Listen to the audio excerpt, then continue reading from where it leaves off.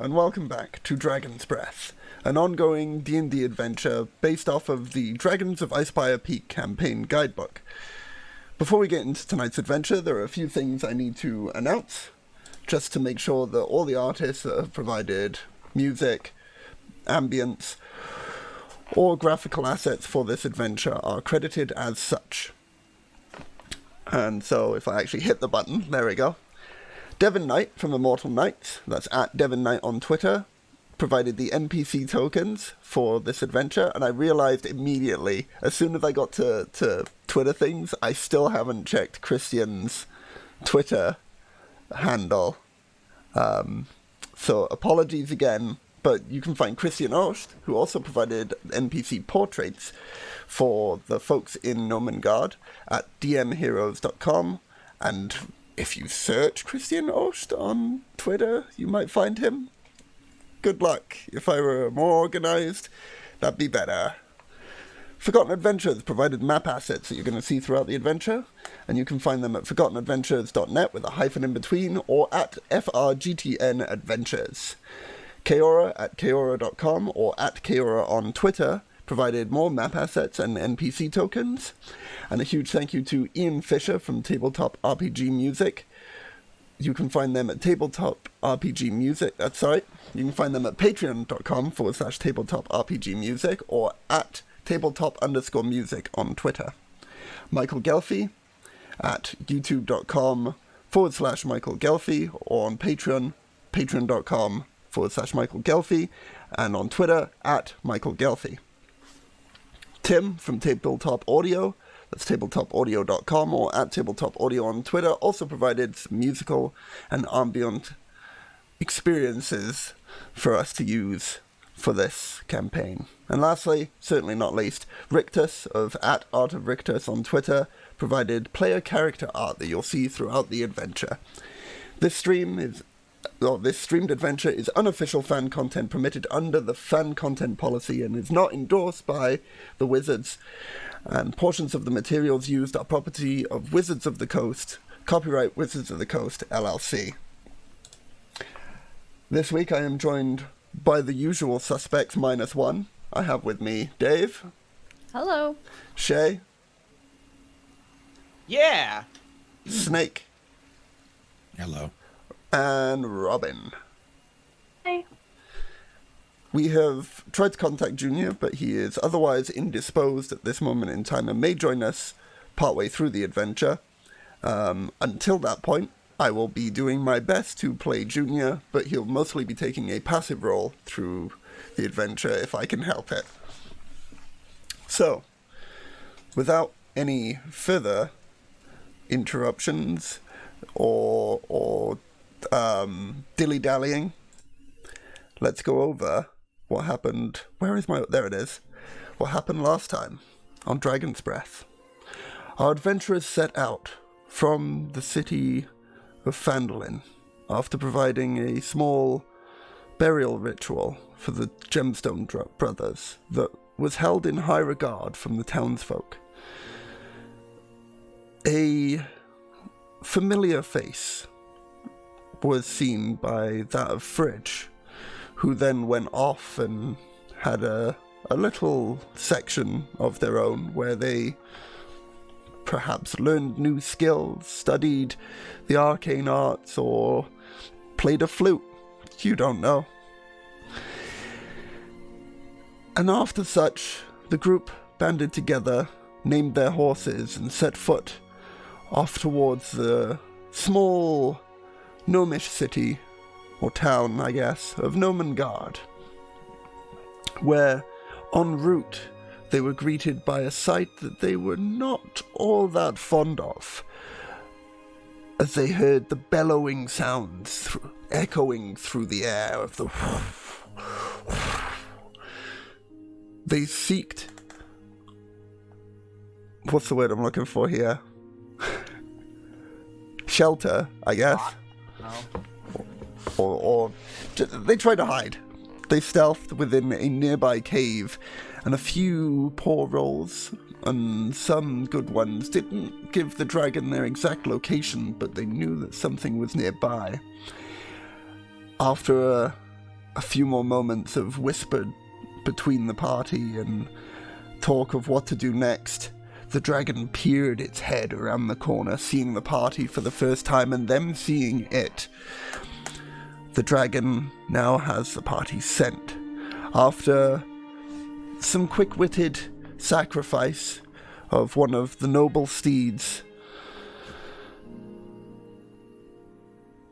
the party managed to evade the dragon, at least for now. I totally forgot that it was two noble steeds, but one of them was greased up, and as such, the dragon failed its role on it, and it managed to make its way back to its owner, Flavin.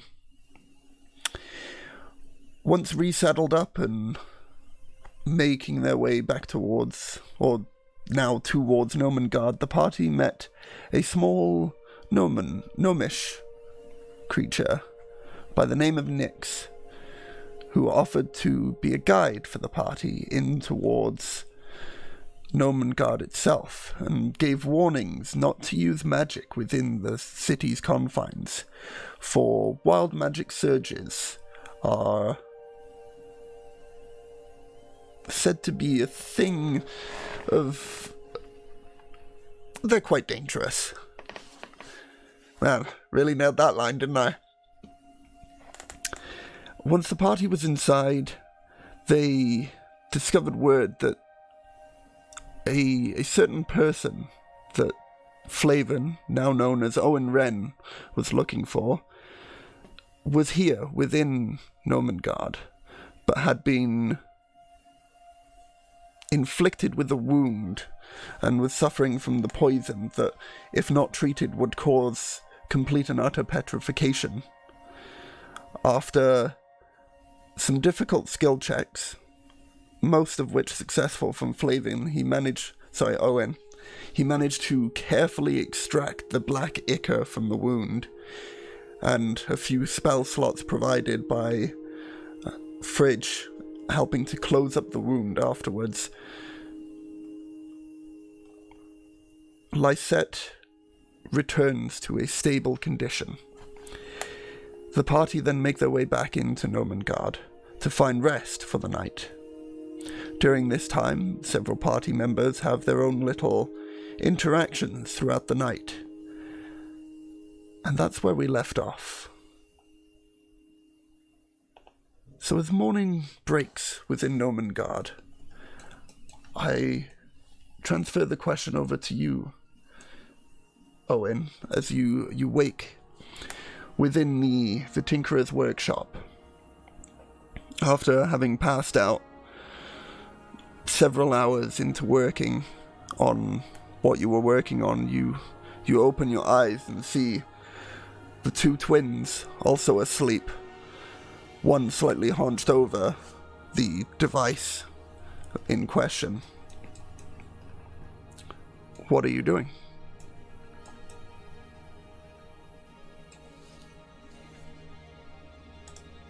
I'll nudge him awake with my boot. Yeah. Yes, he rubs his eye.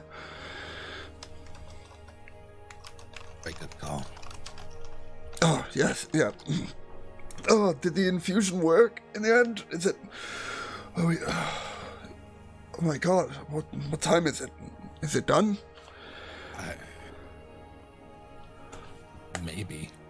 Needs a proper field test, but all in all, good work, I think.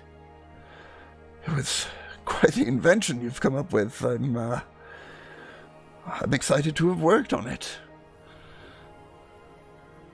It's an honor to work with you. And he kicks his sister slightly. Oh, what do you want? Oh. She rubs her eyes also. Oh. At least I'm awake.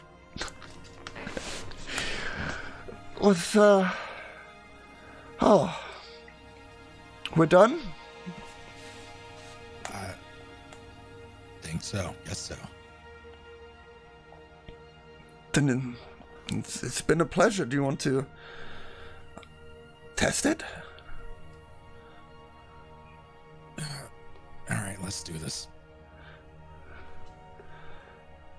He'll stand up, dust himself off.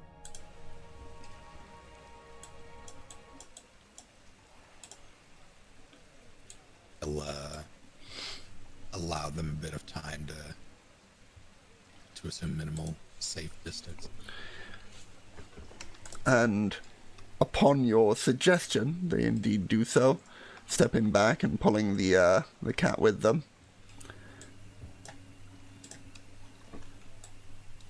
And in that moment, Flibblestab turns to you, gives a nod.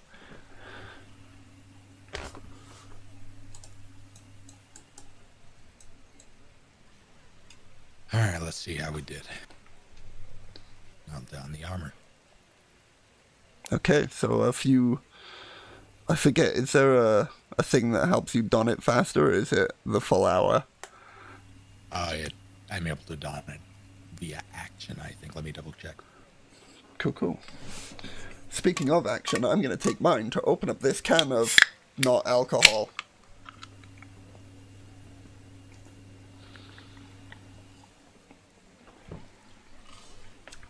Oh, that's good.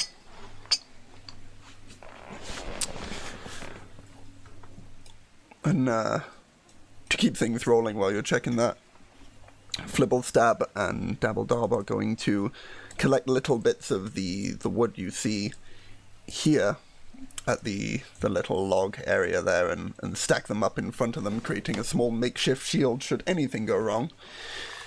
Not that they don't trust their own inventions, but they've not had the greatest of success in the past.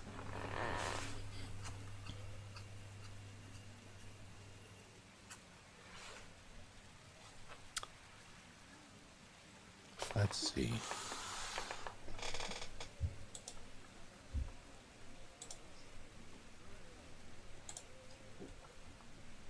If you are still looking up, we'll say that for now it will be a quick don. And I will look up the rule afterwards. Gotcha.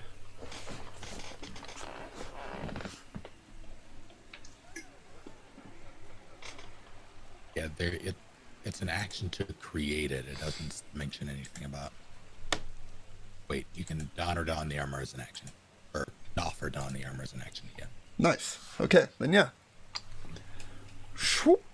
Oh, do you want to describe how such donning might...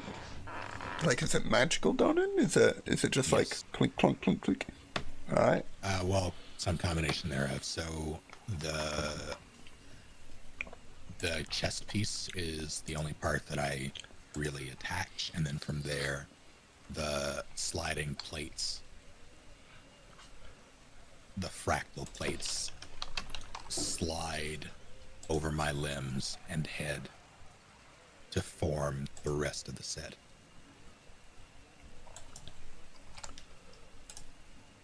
Very nice. Is there like any sort of sound to this, or? Slight arcane whirring, coupled with the subtle chinks of plates sliding against each other. Nice. So, with that, the armor is now donned upon you. Is there anything that you can do with it that you'd want to show off right now? Or should we leave that a little later? I'll leave that a little later. I'll mostly just move around in it. I am quieter. It's the infiltration model, or infiltrator model. So I'll move a bit quieter, move a bit faster. But everything else will need to be field tested. Very nice. They, Flibblestab and Dabbledob look worried for a moment, as if waiting for something to happen, and the expression on their face slowly settles as they realize everything is good and working as per expected. They give off a little cheer and head towards you before inspecting the armor upon your person in a little more detail. seeing that everything is fine there, we're going to shoot and come over to the rest of our party over here, where I'm going to move Junior ever so slightly. Whoops, forgot I can't move him on the stream view. I've got to move him on my view. Whew, janky setup. The rest of you, just awakening within the confines of the brewing area here. Can I have everyone who's awakening here make a perception check for me? Sure thing.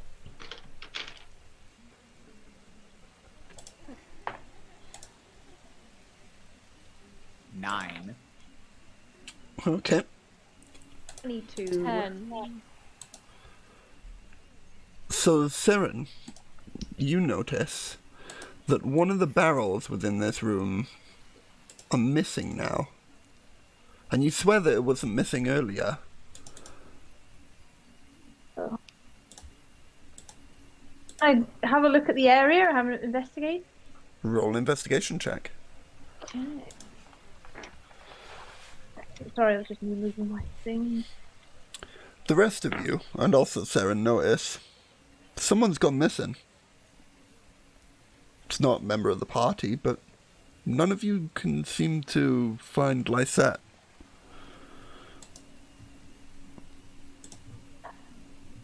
I rolled a 16, by the way. 16. You notice a faint few spots of ichor that sort of trail from where the barrel was to where Junior was slept.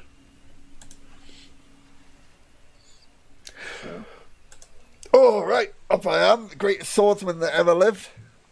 What are we doing today then? Have you been drinking, Junior? Me? A little. Why? Does my voice sound weird? Fuck you. Oh, just noticed one of the barrels was missing, but I wouldn't have thought you could drink a whole barrel. I didn't drink no barrel. I have no idea what that could be about. Not me. I probably could, but also, aren't I like floating in the air? That would have passed before waking up. Oh, did it? All right. Then I'll just get up. Still got purple eyes though, right? Correct.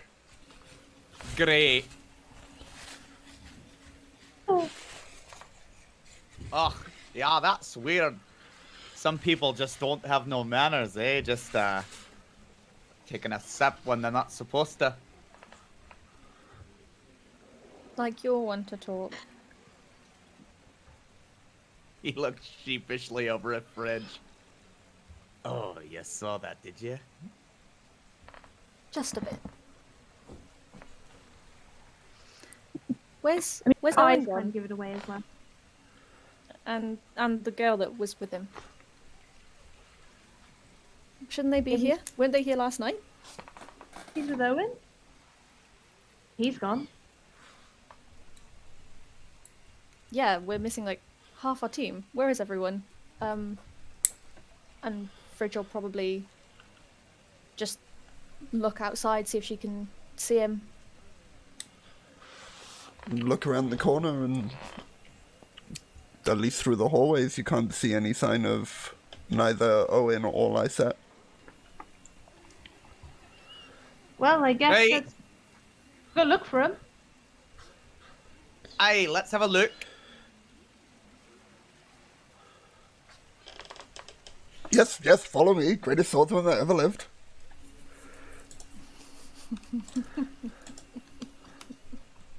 Gotta unpause or we can't follow.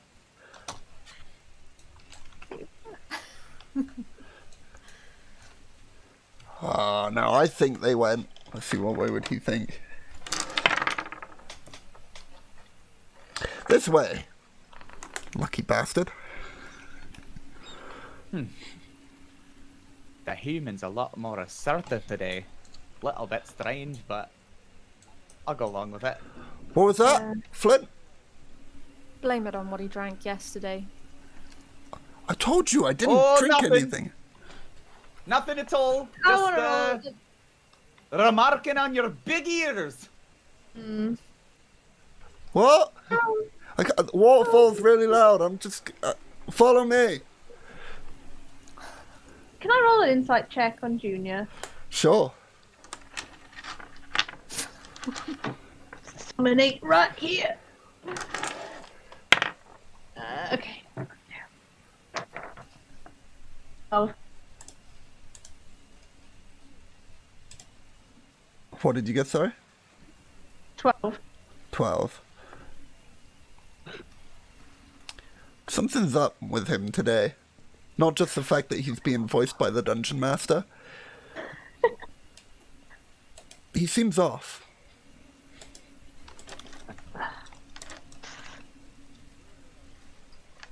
Flynn, I think you're right. Something really odd with Junior today. Flip-flop? You in here?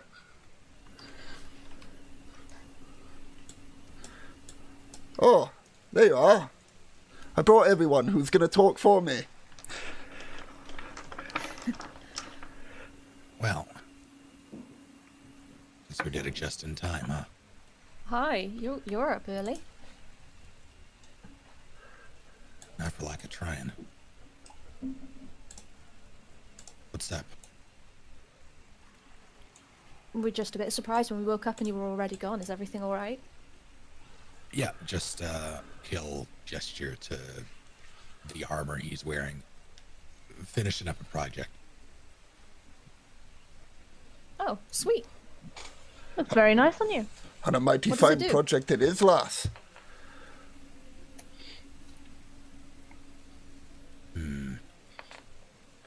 He'll go ahead. Lies set not with you?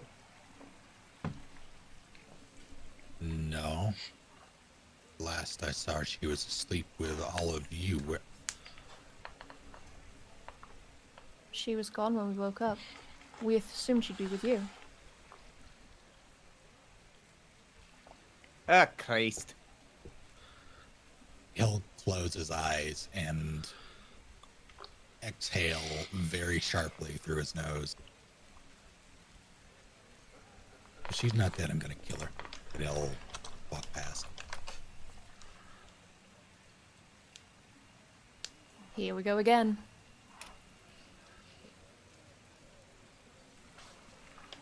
Are we gonna follow him? Hey, longest 50 gold I ever earned. You can say that again.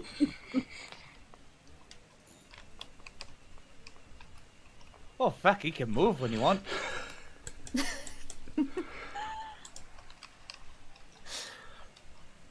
Damn You near have increased walls. the- You can't just walk through them. Oh, shit, you do, that's right.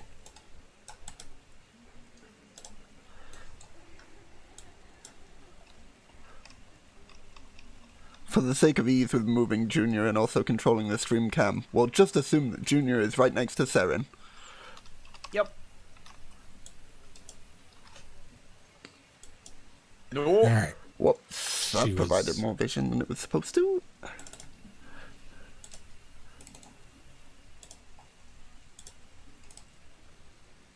Last I saw was that she was sleeping where? The last you saw her, she was sleeping, I think this square, I think it was. It's been a while. But we'll say that square.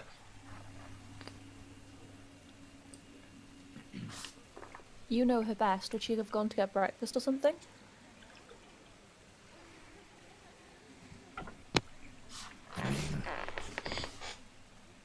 Maybe.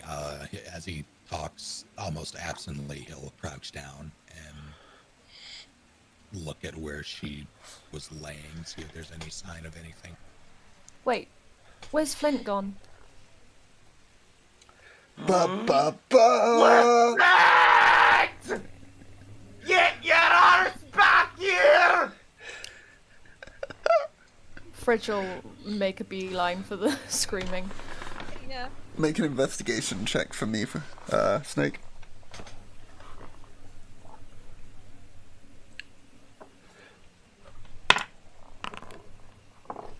"24." Let me just double check with license stats here.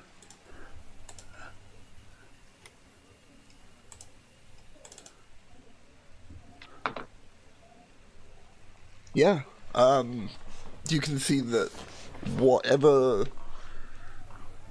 items she had upon her, be it bedroll or whatever that she used to bed down in this location, have all gone from the room, and the wound that you and Fridge had worked on just one day prior hadn't completely closed up, and you can see leading out of the brewery around the corner towards the entrance that you guys came in through. There's the occasional trickle of blood. Not enough to be worrying to, like, she'll die immediately, but, like, the odd spatter every 30 feet, 40 feet.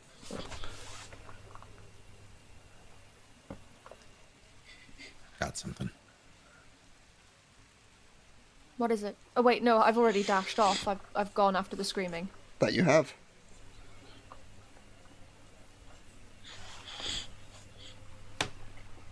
I had as well. I followed Fridge. Oh, and I'll look up and realize he's in the room alone. Great. All right. Well, For I'll the sound trail. purposes, you two, that was now from behind you. Ah, crap. Can I... Fridge, wrong way. Fridge will double back. Down these stairs. Although you can't see down there, you can certainly hear him. which way does the trail lead? There you are. The trail would What's lead going up on? and out to the right from this direction instead of towards where the party went, which was to the left. You see them as you... Pardon? So as you turn the corner here, you see the classical situation where the characters run off to the right for a second and then run back to the left in front of you. I see. But the blood trail continues off towards your right and up towards where you had first met Factor.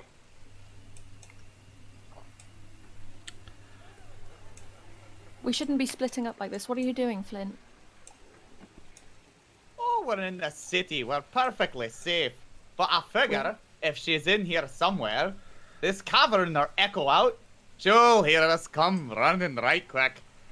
Flint, there's a doppelganger on the loose. Or had you forgotten? Oh, well. I mean, it's not like it's just gonna come up behind you like a little boogie doodle, alright? Saying that, Fridge will turn around to speak to Owen and notice that he is no longer behind them. And Owen, as you get here, can I have you make another, let's say,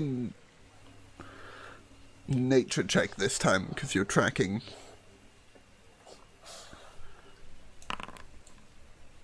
Five. Trail goes cold here.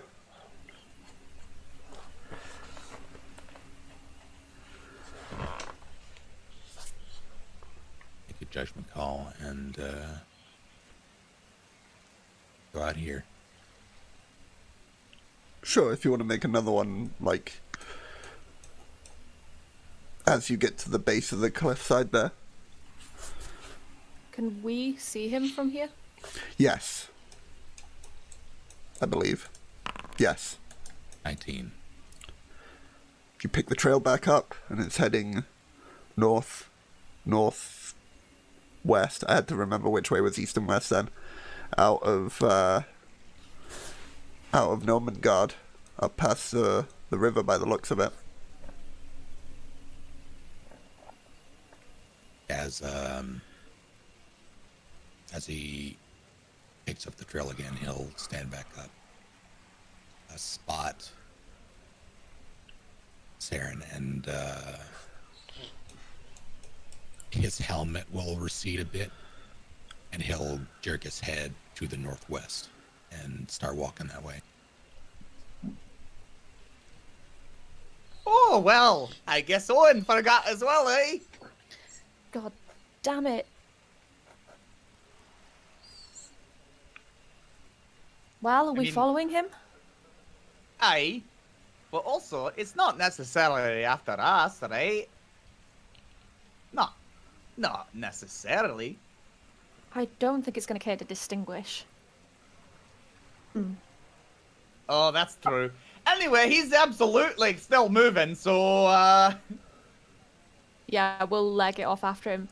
But as Fridge is moving, she's going to be talking back to the others, going, how do we even know that Owen is Owen, considering he wasn't with us when we woke up? Oh, you make a good point. You make a good point, but I don't think he's the one that's acting weird here. And I'm gonna just look at Junior up and down. I'm guessing he's still with us. What you want? Thing. Can look at a king. I know what's going on here. You're right, I am a king. It's an Oh, it's fine. I think that was the most Junior thing I've ever said.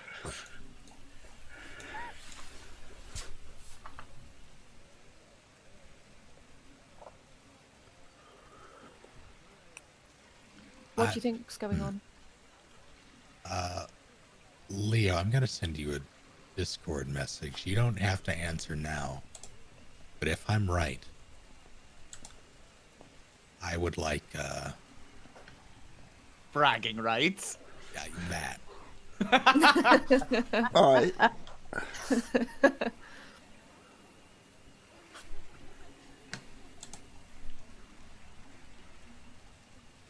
And so, Owen pulled out a small little pad he had hidden within his piece of armor set, and begins making some arcane gestures on it, talking to a divine being somewhere off in the aether. Moments pass, and the reality shimmers, as everyone realizes that didn't happen, and this is the DM filling for a moment while a message is typed. Alright, well, if you've done that, do we... Let's think about this. Can I try and recall, would I know anything about doppelgangers? Specifically, how to detect them. Make a history check. Okay.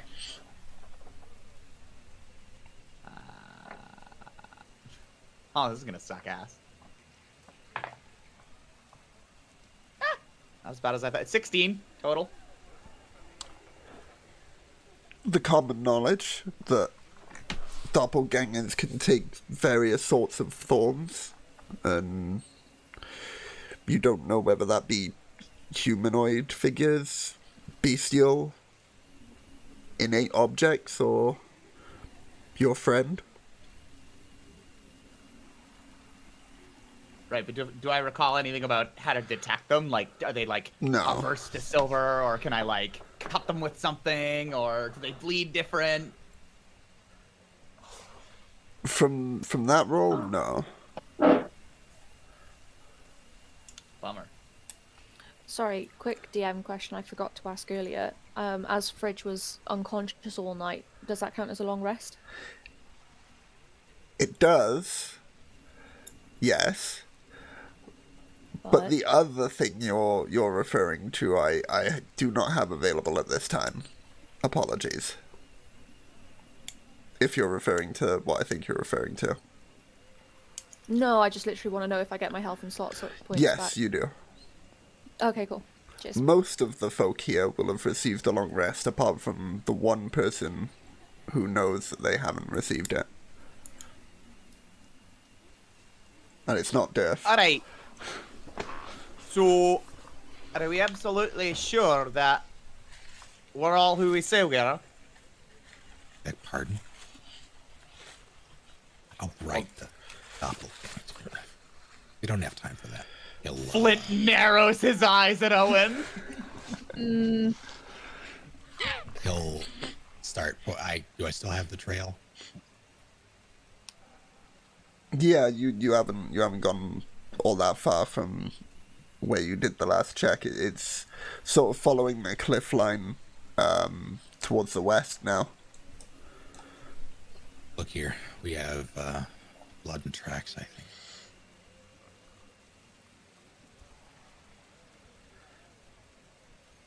Hey! Elbow, Flint. Oh god. Right. Owen! He'll turn around. Quick question for you. He'll wait. Seeing as I only just recently learned your name, what was I calling you before? Are you referring to the name I gave you or some other weird? Oh, sure, all of them. Anything you can remember, lad.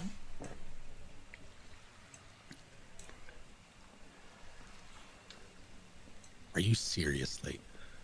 He called himself Flip-Flop, right? I am seriously. I think if you don't want to waste any more time, Owen, you should just tell him what he wants to know. Otherwise, I don't think we're going anywhere. He'll step forward, annoyed. You called me Flavin because that's the name I gave you. I called you Short Round because you're tiny and explosive. You done Gives here? him a big thumbs up. Turns back around. Hey there, Fridge! Aye. That's a nice haircut you got there. Yes. Now, what was it before you changed wanna it walk like off. that? Fair question. It was green. Right.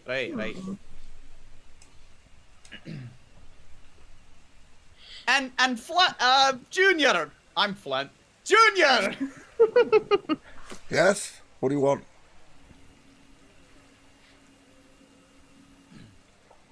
Now, when we were fighting that flying creature, not the dragon, before that, when we were fighting that creature, and you had to run away. Where did you Tactical run to? retreat. All right, great. He's safe. Saren!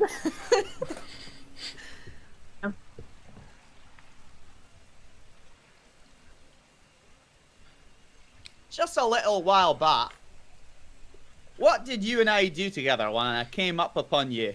And that's more than I need to hear. I'm going after Owen. And Fridge will walk off and try and catch up to Owen. Oh, I remember. Yeah. You helped me pick flowers. All right, great. So, the good news is, I'm pretty sure none of us are the doppelganger. The bad news is, that test is now utter shite because two people just ran off out of our field of view again. What about you?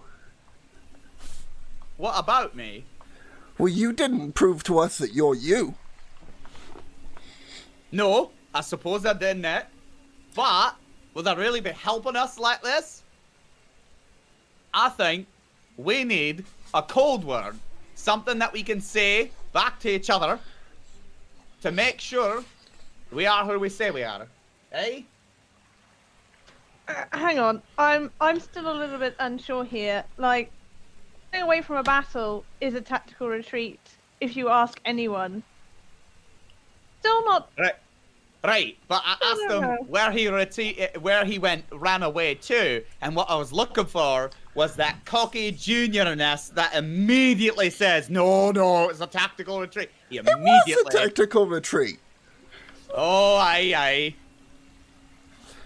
Hey, you're not wrong. Junior walks off in a humph towards Fridge and Flavin. Alright, anyway, we should get back together with the group and create that word. Think about it! He starts running as quick as his stubby little legs could carry him. At this point, Fridge and Flavin would have gotten a bit further ahead. Following the trail still, Owen, the path continues, still following along the cliff line here, or the mountain ridge, and will do so for quite a while. So if we continue at this pace, we'll never get to Axeholm. Hey, Sarin, can you help with this at all? Isn't tracking you like your forte or anything? Just a hint. Are you muted, Saren? I am. But yeah, he seemed to be like a dog with a bone, so just kind of left him to it. But I can give him a hand. Owen, do you want a hand tracking up there? Yeah, if you can. You're probably better at this than I am. Yeah, no problem. Okay. Ready to roll. Go ahead and make a nature check for me. Nature check. And no, this isn't favored terrain for you, is it?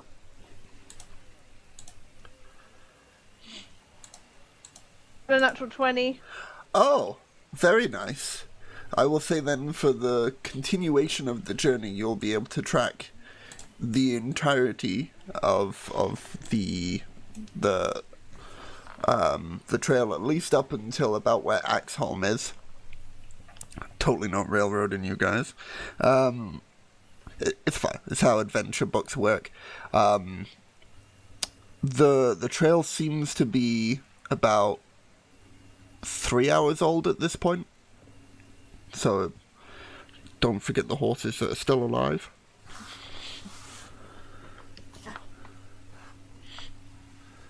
Let's get our horses and probably ride. This is okay.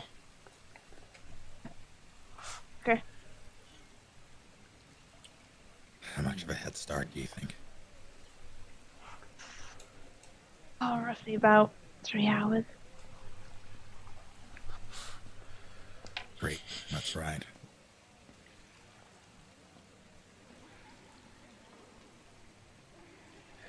And so they pony up and make their way westward. I don't think I've been on this one in a while. Here we are, the Overworld map. I will use Lysette's counter as your guys' counter. And looking at my DM's version of the map to let me know some useful stuff. And also this could be an opportunity for folk to write on the map little bits of information that they've already gathered, should they choose to do so. The location of Nomengard is roughly here. And that's where you guys currently are as you're setting off, so just under where Lysette is now. The location of the Dwarven excavation where you guys have been before is just about here on the map. And Umbridge Hill is about here. So, I'm not sure if there's like ways you can mark on maps just your own little notes. Probably with a module. Fair. In that case then, what I'll do is, next I load this up after the stream, I'll put on those markers for you guys, so then there's not 3 markers on top of each other. I'll get rid of that. But hey, you got a layabout of the land now, roughly speaking. And you guys are currently heading westward.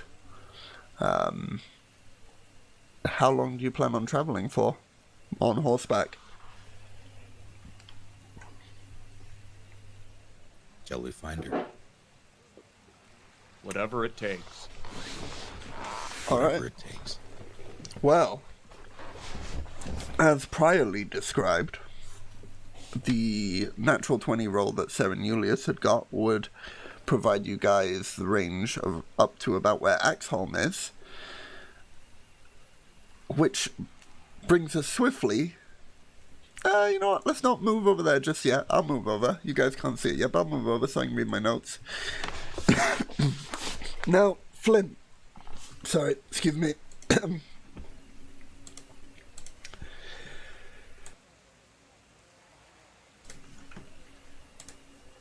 That went down the wrong way. Apologies. Now, Flint. You're getting closer to a location that you are familiar with. Place that you call home. And normally, at the distance out that you are, which is only about 2 miles distance, you'd normally be seeing the smoke plumes from the vast chimneys atop Axeholm. But the air seems oddly clear today. Oh, what? Is everyone taking a snooze? And as you get closer to Axeholm, the familiar campsite that you would have seen out the front is ravaged and abandoned. Mostly windswept and various tents and tarpaulins strewn across the ground.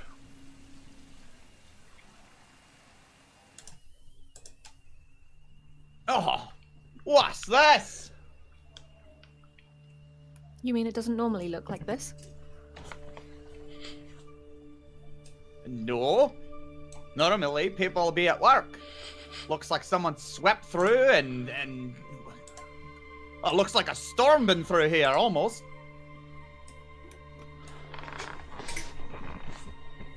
Is there any sign of like a battle or anything, or? Not so much. Flint will take a few minutes. Well, yeah. Let's have both of you make investigation checks then, as you come up to the campsite. Okay. I also make one. I'd be doing so furiously. Is yours for tracking still, or for? It would be to figure out what the hell happened. Then yeah, sure. Go ahead.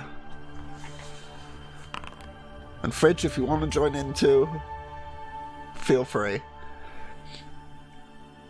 I'd roll for Junior, but I'm going to say that he doesn't care. I got an 11. 11? 13.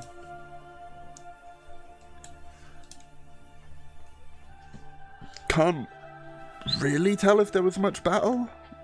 There at the least isn't that much sign of blood out here. I got a natural 2023. It doesn't look like a nice. battle. It looks like the people out the front here have got up and left in a hurry. There are still scraps of food and...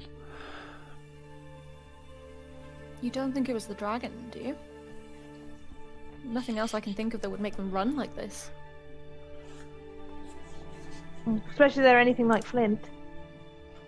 Then. Could be.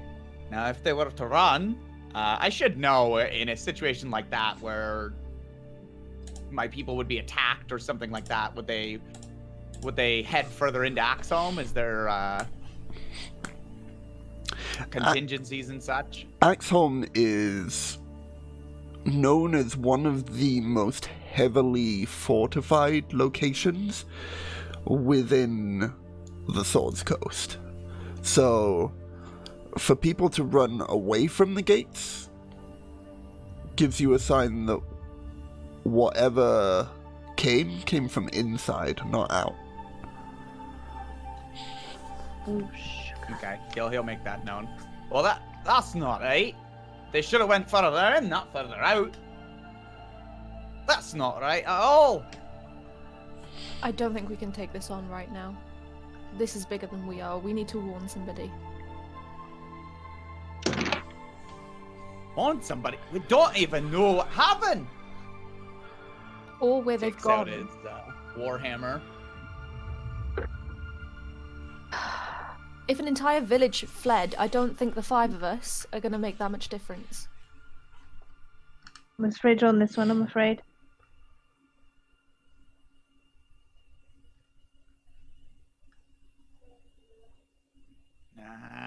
It's my people. I still gotta know.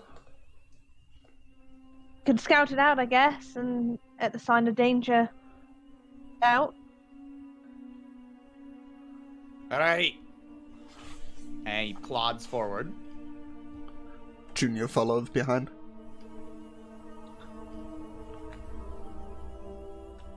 Look at Fridge. So really doing this.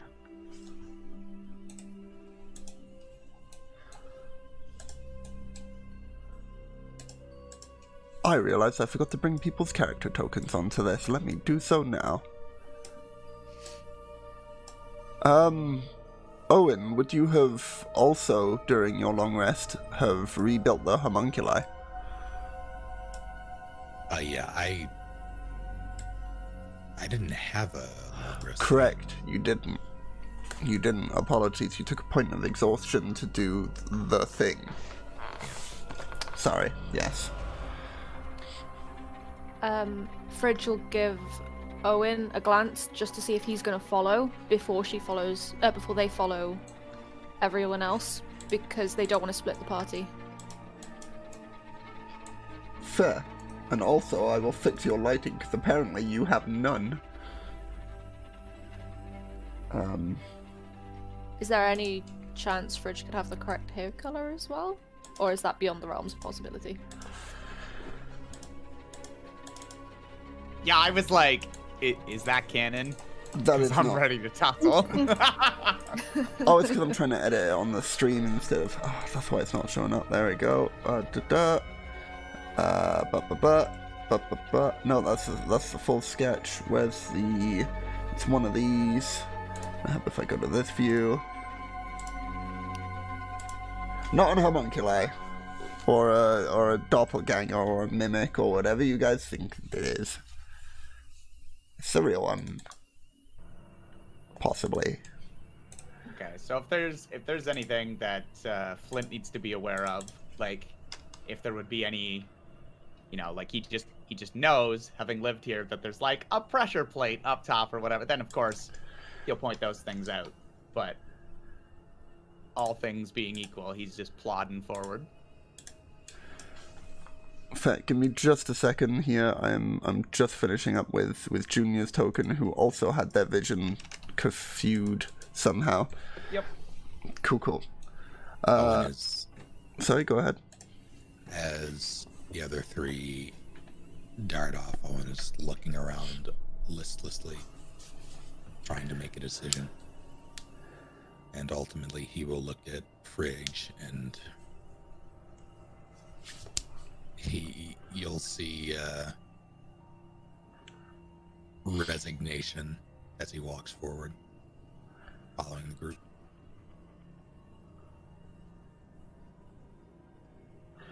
So, Flint, your knowledge of this location would tell you that Axeholm is known as impenetrable for a reason.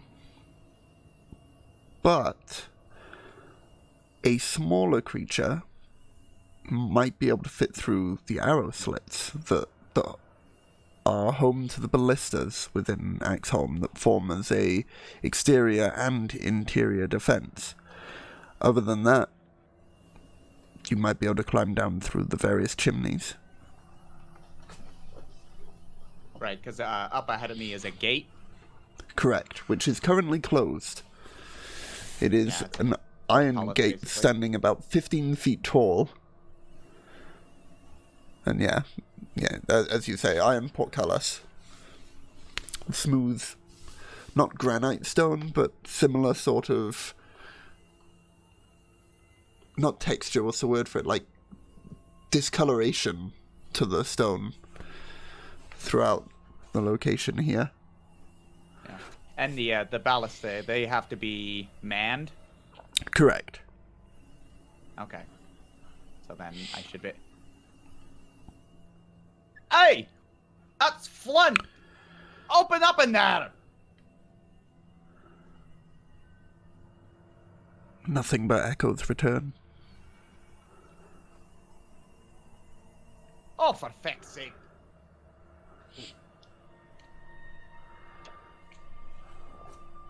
Kind of try to, can I squeeze my way in here? You, as the size you are you a small creature? No. There's your answer.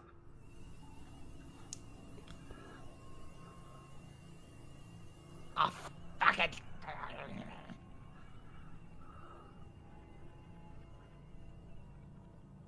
Look, whoever was here, they're gone now. Most we can do All is of my- track where they went. All of my kin were here. And they could be further inside, we don't know. But shouldn't these things be manned? Didn't you just try and yell for someone? Yeah, that's right. That's why it's making me uneasy. But why would they not guard it if there are people inside? Well, what if they're further in and they need help? I don't know. This isn't normal. It's not standard operating procedure. Well, I'm with Flint on this one. Okay, so how do we actually get in then? Is there any other ways? Below? Above? Climbing something? Could use the chimneys.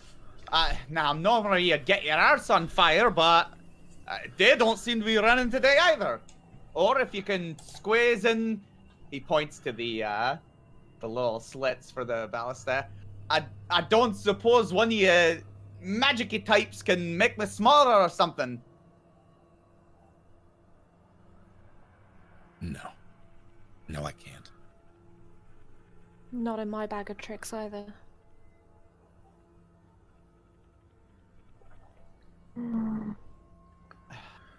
Fuck.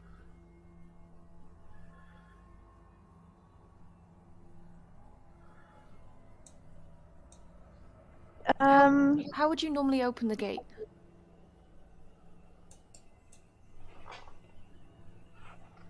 Well, usually there'd be someone on the inside to do it.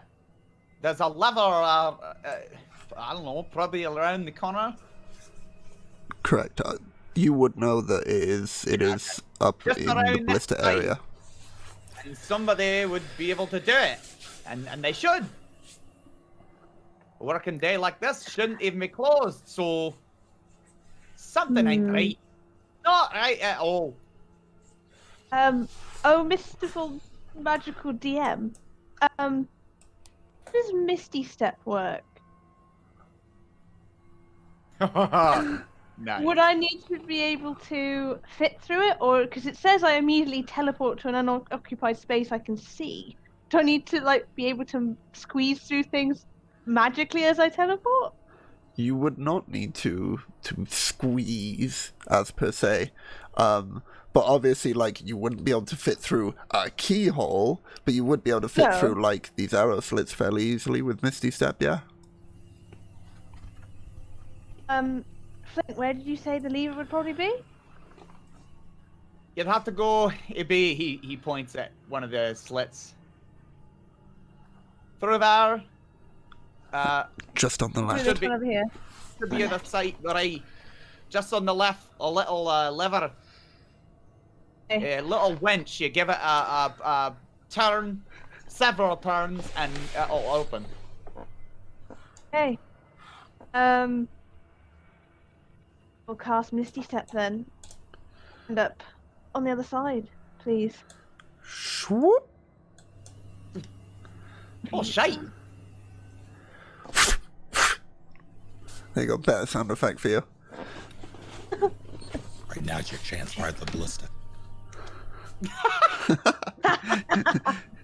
You've got I him. was It's the evil all doppelganger. along.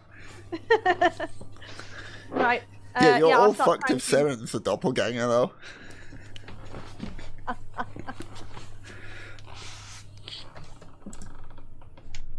Yeah, I'll start cranking the lever if I can, if that's what I'm stood next to. Go ahead and make a strength check for me. Yeah. A 17. You grab firm grasp onto the... It's like... You know on, like, Navy ships, they have, like, the twisty, turny, open door things? It's like that. And you turn, firstly, counterclockwise, and nothing happens, and you put all your strength into it, nothing, and then you turn the other way, and it just... It begins lifting the portcullis. Turns out dwarvens don't do it the same way that elvens do. They turn the other way. Weirdos. Oh, so righty Lucy and lefty tighty? For elves, yes. Right on, Saren. Great. If I carry on down here, can I reach you all? Can we hear Oh, her? can she?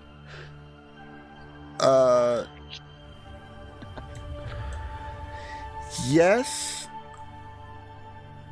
And no. It'd be like a bit of a turnaround e-wave. She's... Oh, God. Oh, no. Yeah, she could. That's beginning Reassurance from the DM. So it. Sorry, just to clear up something real quick, as we're now making our way downtown into Axeholm proper. None of the torches are on within here, so those of you with human perception will now be given vision that treats as such for the darkness.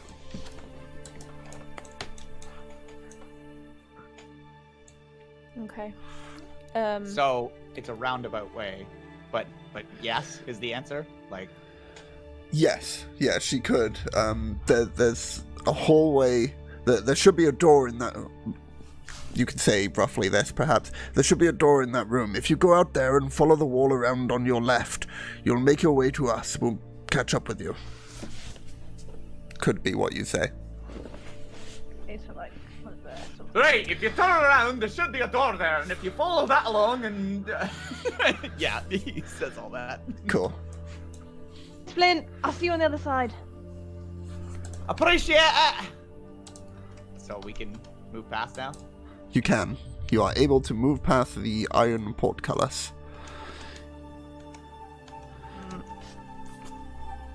If we're really doing this, I'm not going to be able to see much more. But I don't want to alert anyone to our presence right now. I'm effectively blind in here. God, if I had more time, I could have made something for this. You got some spells or torches if things go bad? We've got torches, but do we want to give them the heads up? Fridge will say, fumbling along the side of the wall. You can have them at the ready. Not light them yet. Hold on.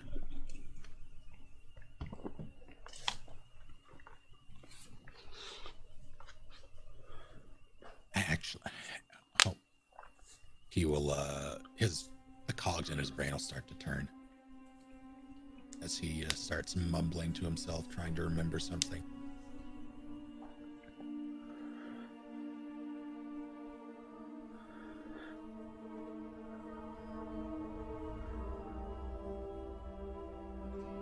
I guess that would be we have what, 5-foot radius light currently? Correct. Okay, It that would be is useful for darkness useless. within here. Well,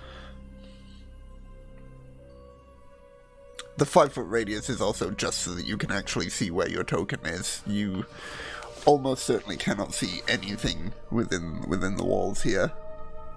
gotcha. So, So we're blind right now, right? Essentially so. Can't even see the hand in front of your face. No, Me. Fridge has their hand on the wall. Fridge is following the wall. Can't even see the hand on the wall. But can they feel the wall? Yeah. That'll do for now. give me something small.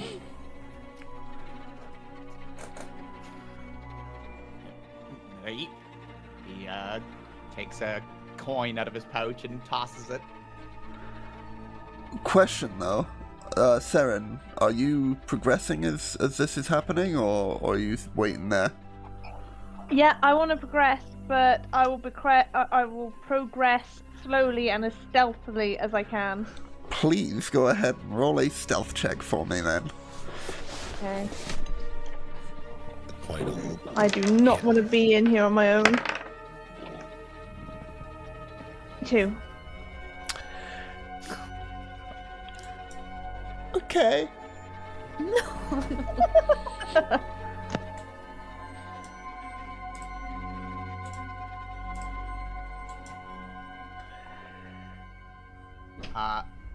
Almost immediately on that coin leaving his hand, Flint will kind of slap his forehead and pull out another coin, and very pointedly find Owen and press it into his palm.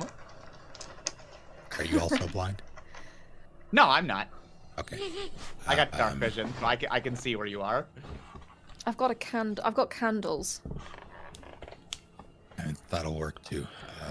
He'll take the coin and he will imbue it with a small light, 5-foot radius, and he will then reach out for the candle and give it a flick, and the same thing will happen to it.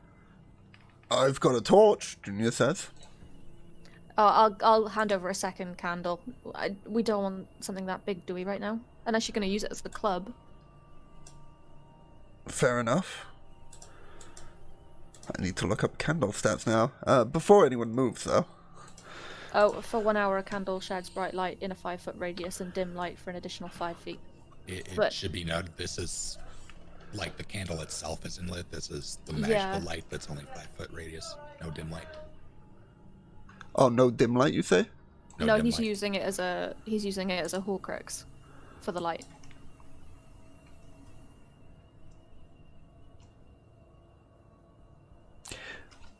Okay, but without the word Horcrux. He's using it as a bottle to put the light in. But the candle is not causing the light. Right. His magic is causing the light. Got you. So his does not have the dim vision, is what you're saying. Okay. Yeah, so, it's just the 5-foot. And is it just the one candle that we're doing here? 2, one for Okay. fridge, one. Sorry, Owen, shutting up. I can just do it for the torch as well. So he can still have the torch if he wants to keep that. You can keep your candle. So just to clarify, what vision ranges does everyone have now that stuff is lit? 5-foot radius. For both you and Fridge, or just for you? For myself, for Fridge, and for Junior. Cool. That makes things nice and easy. No changes needed, but had to clarify that before we get into the next thing that I was going to say, which is, I need everyone to roll initiative. Okie doke. Was I not quiet enough? There's a door in front of us and it's closed, right? Correct. With a 2? No. Got a 22. Oh, 22. You definitely cut out. I heard 2, and you even said it. You were like, Yeah. 2, and I'm like, oh no. Yeah, I even did the, oh, sort of thing, because I thought it was a 2. no. Apologies. I'm so 22 sorry. I is wondered, much better. I wondered why you said that. I got a 17 plus 5. Okay. In that case, I don't need everyone to roll initiative. But I do need Seren to roll a perception check.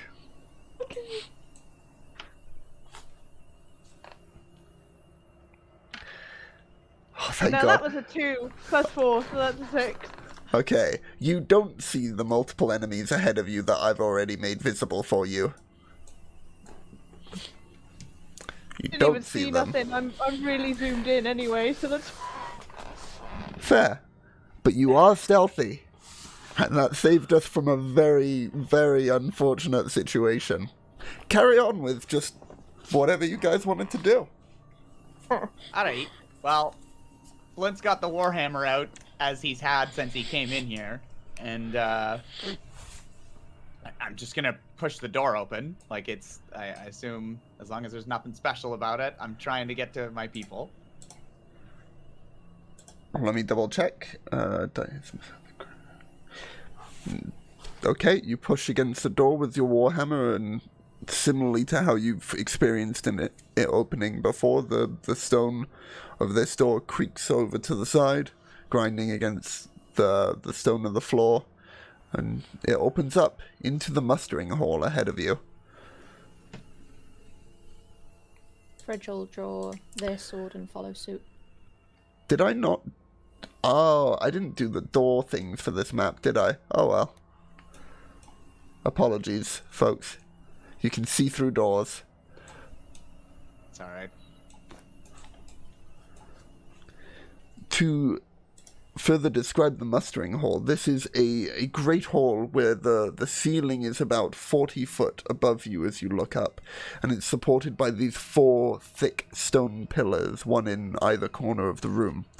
And a thin layer of dust seems to cover the flagstone of the floor. In the middle of each of the walls past the entrance is a double door, and several arrow slits are set high up in the north and southern sections of the wall above you, as well as a small stone balcony that protrudes from the wall above on the east, and a 20-foot, and roughly 20 foot above the floor. You'd know this as the second floor of Axeholm Flint, but everyone else would be unaware of that. Right. But I also know the layout, right? So I'm going to move towards the door. Like, I want to meet back up with Saren. Yes, and you would also know that direction over there is towards the living quarters as well, which works out quite well for you, I'd say. The way I'm going anyway? To the left, yes, towards Saren.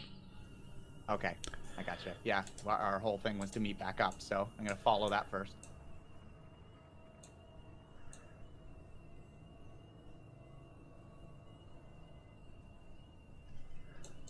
Junior is following you all, but... Yeah, I don't know the order of operations, but when I get to the door, I will open it. Lost you.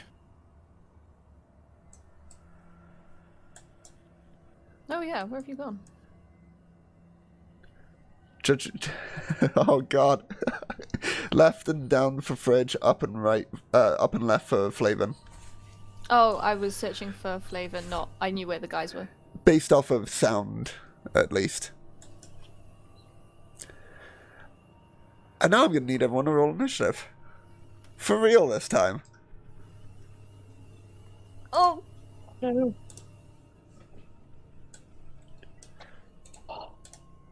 Not one.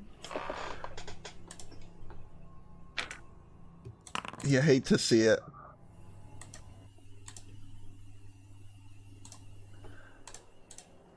Alright, let me just roll the monsters here real quick. I mean, the nothingness here real quick. And add you guys to the combat. And... Alright, 25 to 20. Oof. 20 to 15. 16. Very nice.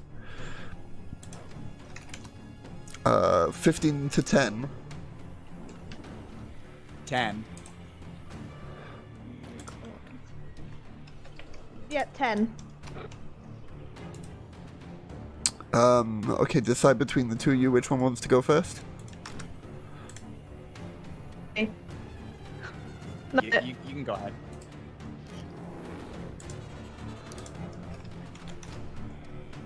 Okay, I'll go first. Cool. Unless you don't want to. If you don't want to, I'll go first. But otherwise, you can go ahead. I am Go on, going... Flint, you go. Okay. Real quick, I'm just getting Junior's stats up so I can also roll for him. Because I had accidentally closed them. That is not what I wanted. my campaigns. Dragon's Breath. Apologies, folks. Junior.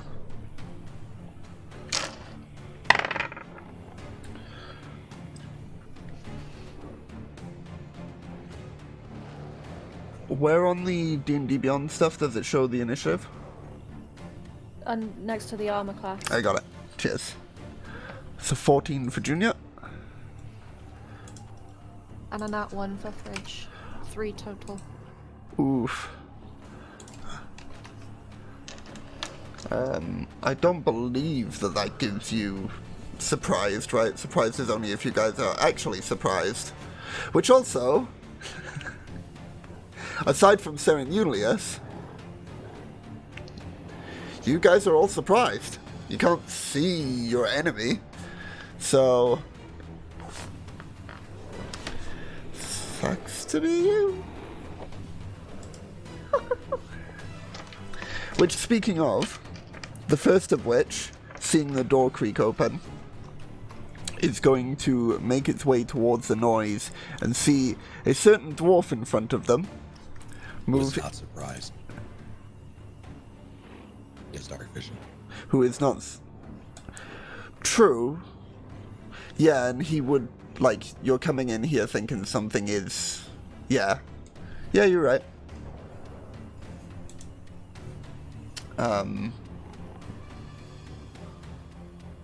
That is the wrong ghoul. Apologies. I'm going to move that one back to where it was.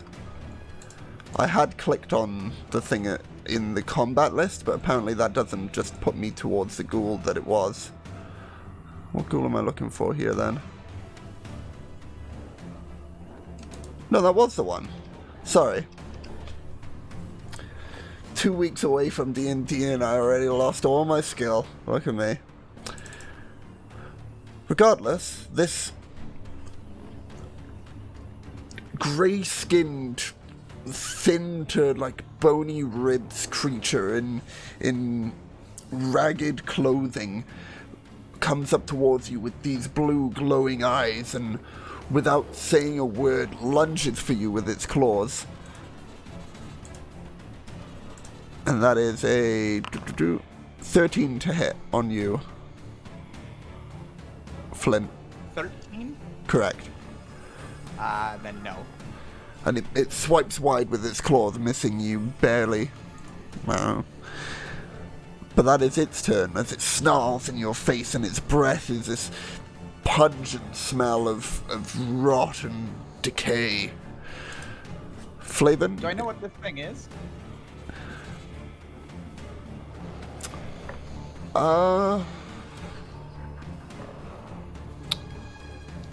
I'd say no.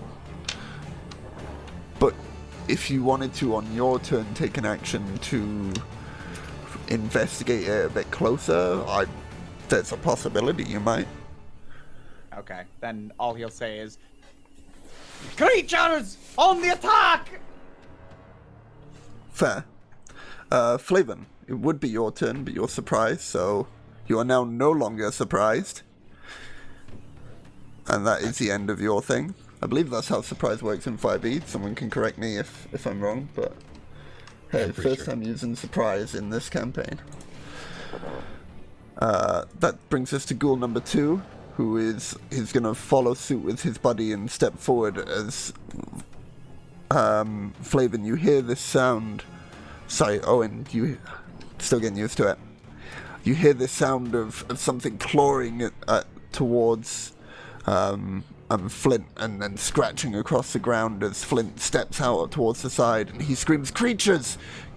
As you see from the light provided by your small little series of magical who's a what's it that I missed because I was getting their stuff up. Apologies. This similarly, as I described to Flint, creature with this grey, almost leathery skin come towards you, and it's going to also take its claw attack towards you, which is going to be a 23 to hit. That'll do it. And you take 7 points of slashing damage as it slashes towards you, scraping in towards your armor that you have yet to test properly, cutting away at a bit of your skin underneath. It's going to be its turn. Whoops, meant to go down through the list, not down through that. What's going on? And then Junior draws his swords and he's going to move towards the sounds that he hears, dodging around Flint here, as he not Flint, sorry, Owen, as he bumps into you for a moment and, oh, sorry, moves around. He is going to then take a swipe with his longsword at the creature in front of him. That is 17 to hit, which hits, and that is 1d8. One of these is my d8, there it is.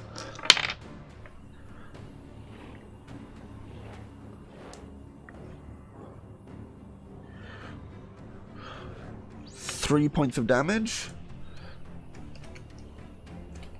As he slices his one blade up towards the creature, slicing up through its chest area.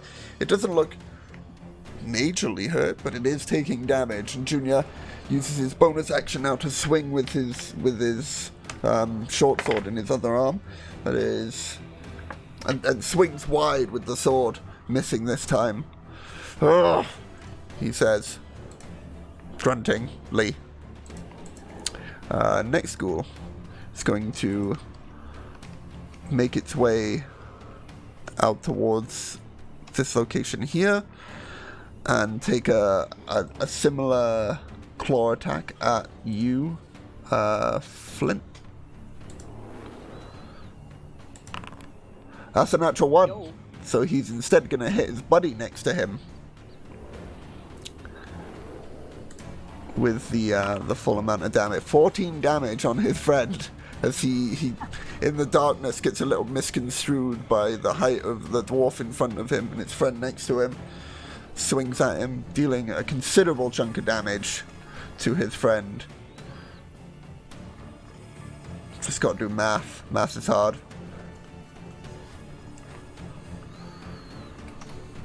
His friend's looking real hurt. And that's the one that first attacked you, Flint, that is now damaged, that one there. Right. Next thing is up. He's going to move towards the south. 5, 10, 15, 20. Can't get past his friends. Seren, you're up. It's time to shine. Okay. I can't actually see them, so I'll move forward a little bit. You did see that one just run in front of you as this all started. Okay, so 5, 10.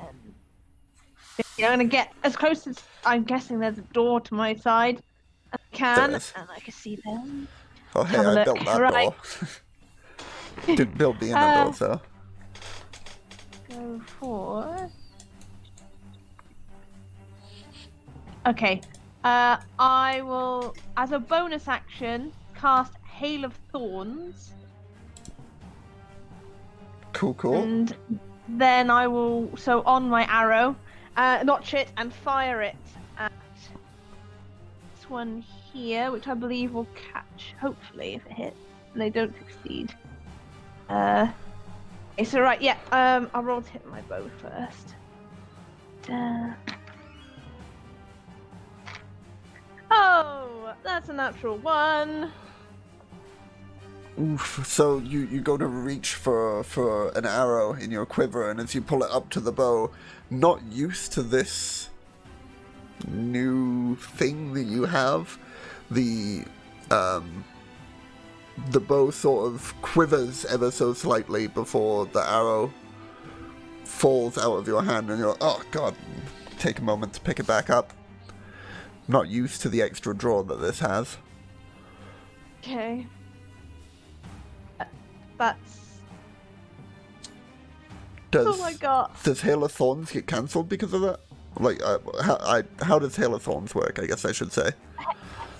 The next time you hit a creature with a ranged weapon, also I guess I can cast it and then hit, yeah. So next time you hit a creature with a ranged weapon attack before the spell ends, this spell creates a rain of thorns that sprouts from your ranged weapon or ammunition. In addition to the normal effects of the attack, the target of the attack and each creature within 5 feet must make a dexterity saving throw. Nice. Is that a concentration spell, yeah?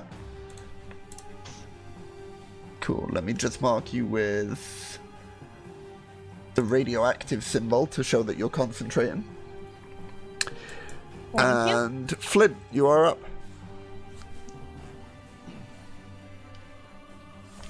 You damn beast burst into my home and think you can just come at us like that? Oh no. Go ahead and rage. Alright, Oh, I need to do a new thing too. You do. I gotta roll on the wild magic table. you do.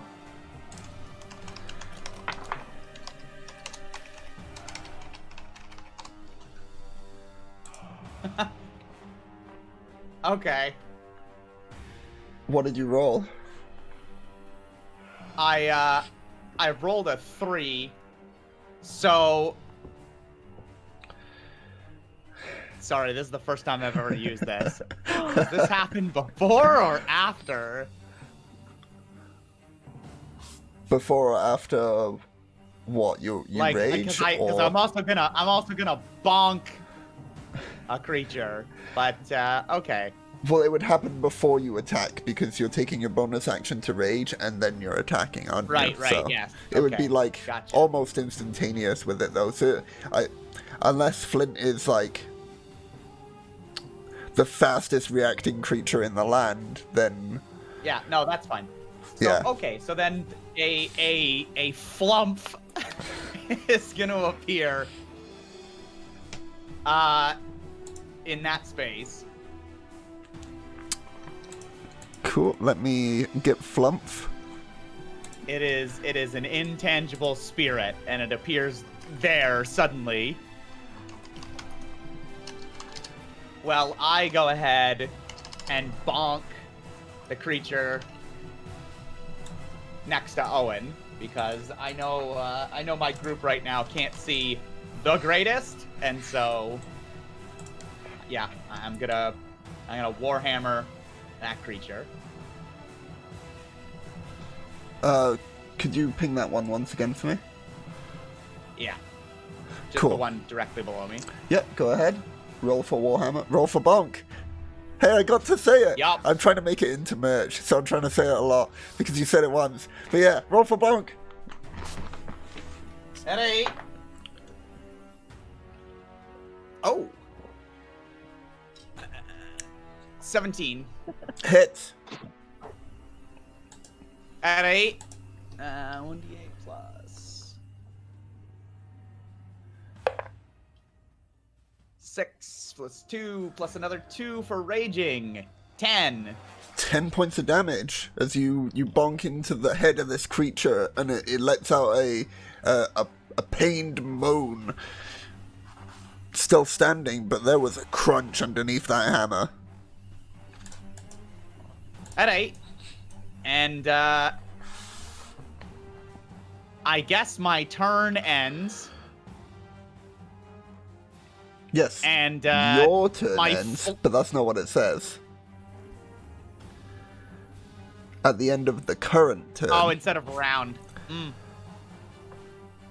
Well, yeah, I guess that would be Yeah, that's round, it wouldn't for it? me then. I guess that's really weirdly written. I sometimes Because get normally, those mixed up. well, normally round would be at the end of the round, right? Instead of the end of the turn. Yeah, no, round is 6 seconds. Turn is the entire thing. So yeah, my bad. What's the exact wording? At the end, of the current turn. Then that would be his turn. Oh, okay. Then yeah, go ahead. It'll happen now. And I'll start rolling while you describe. Oh, okay. Fail. Oh, it's the end of my current turn. Okay, cool. Then yeah, so the flump will explode, and each creature within 5 feet of it needs to give me a dexterity saving throw. Their DC to beat for that is 13. The only one that succeeded is this one here. The other two did not. Okay, cool. So then they're going to go ahead and take 5 points of force damage. Alright, that is... Okay, the ghoul that first attacked you is looking mighty hurt from this explosion now, as bits of ethereal shrapnel sort of splurt through the front of its body before the shrapnel dissipates before reaching as far as you. And... That felt kinda strange, but I'll take it! That's it for me. Wunderbar.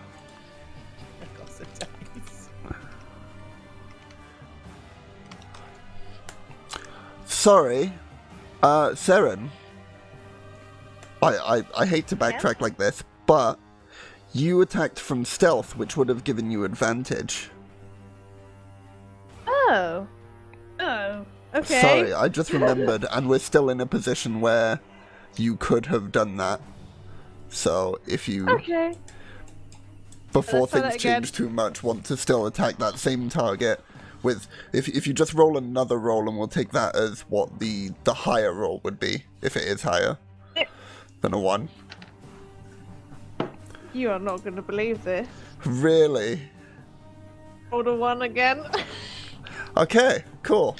Well, it saves me retconning minorly. Sorry.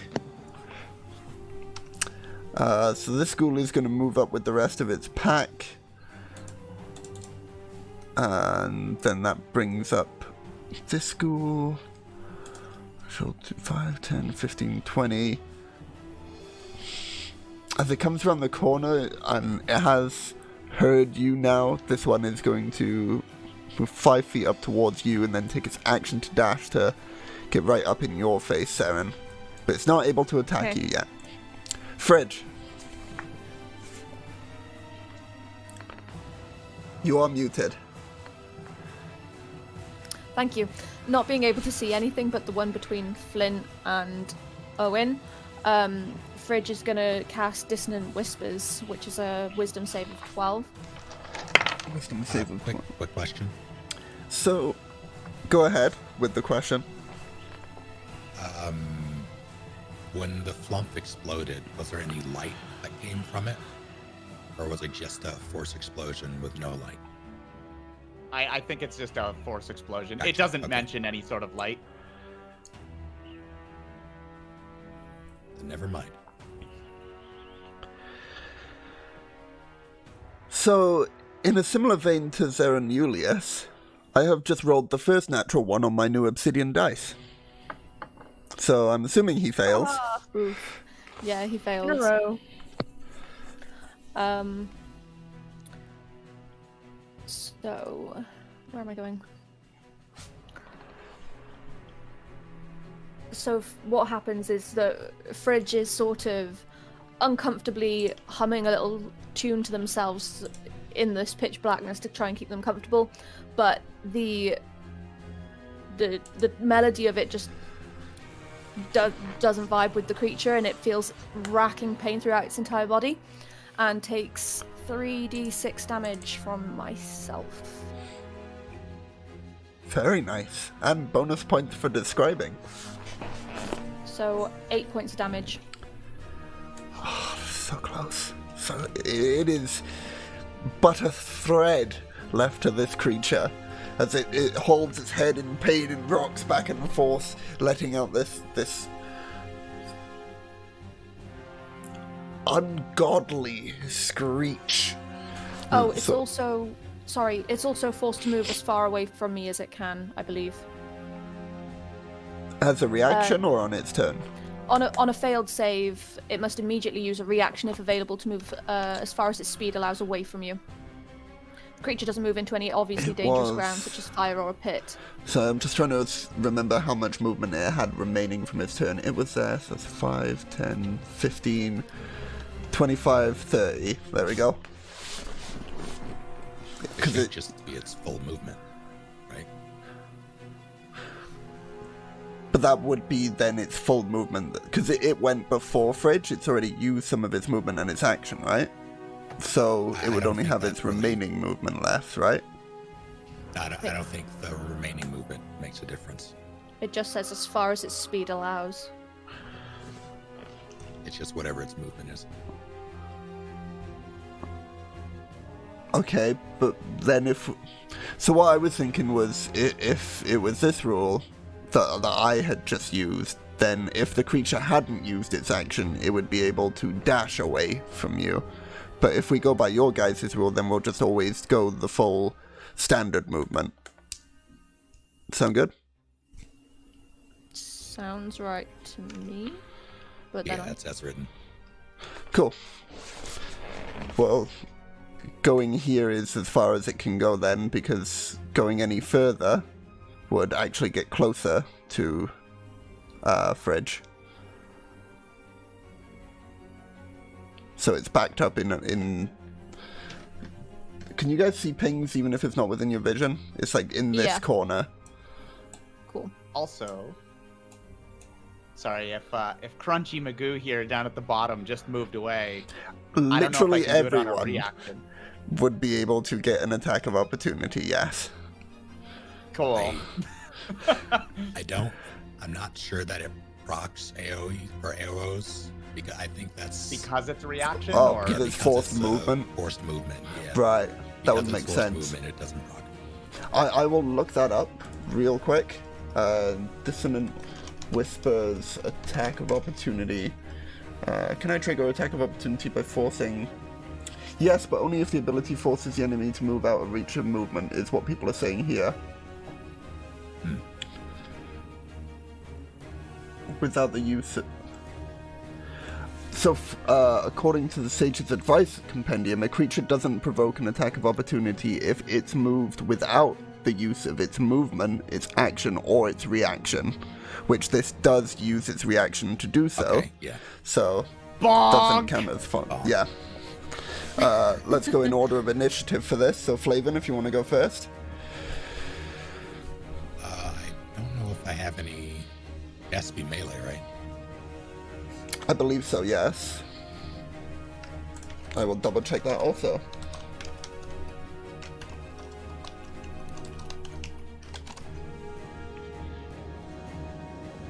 If it does have to be melee, then I will save my reaction. Yeah, It one does melee have to be attack. melee, but it doesn't have to be with a melee weapon, is what it says, yeah.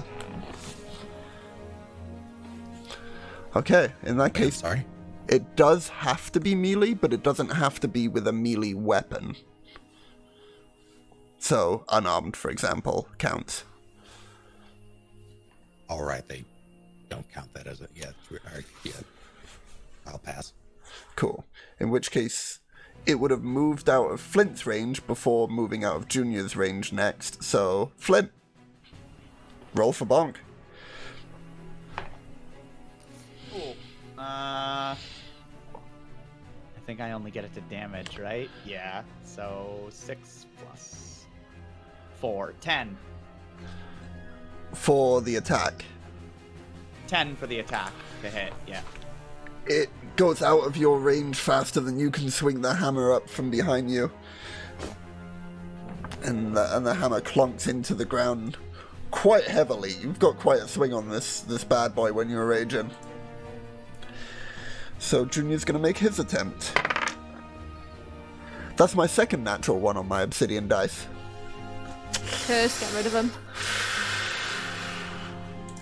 Yeah. Ship him back. Yeah. So Junior is going to, unfortunately, drop his sword on the floor.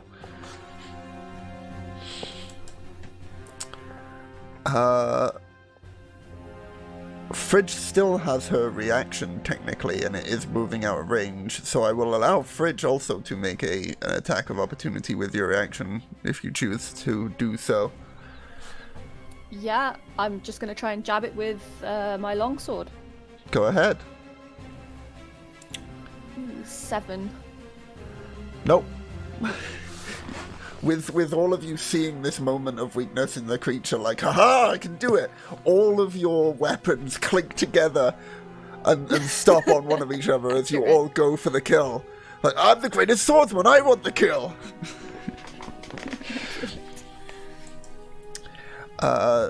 Anything else for your turn? No, no, I'll stay where I am because I can't see. Cool. Gulio numero uno is going to take his bite attack at you, Flint. That is a 11 to hit. No. So as it opens its mouth almost unnaturally in length, sort of like an unhinged jaw, it lunges in towards you with this green ichor drooling from its mouth. You step out of the way like, oh, get back here, you beastie! And it misses. Very nice. Owen, you are up. I'm an idiot. I just give so many people turns when they should have been shocked, surprised, whatever it was. Apology, my fault. Where are they? They're all right in front of me. How many? 4. With this dolphin. See if Flavin can get a hole in one. Junior, if you're gonna drop your sword, light a torch. On second thought, I'm going to...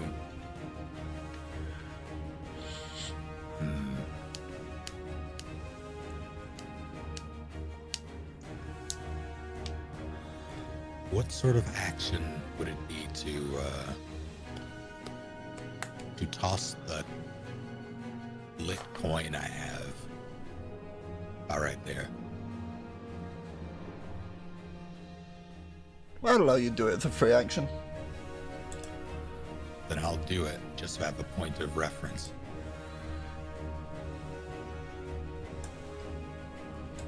Did that work? Yes. Cool. You only have 2 in sight? Yeah, it would seem so. I don't see the other ones. Are they back there? Aye. Well, here we go. Just need to measure something real quick.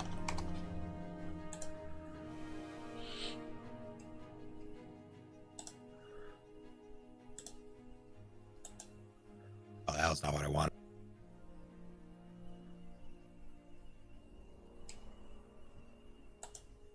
Actually, it kind of is.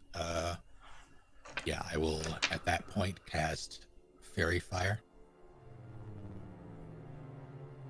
Alrighty, remind me of the ins and outs of Fairy Fire. Within a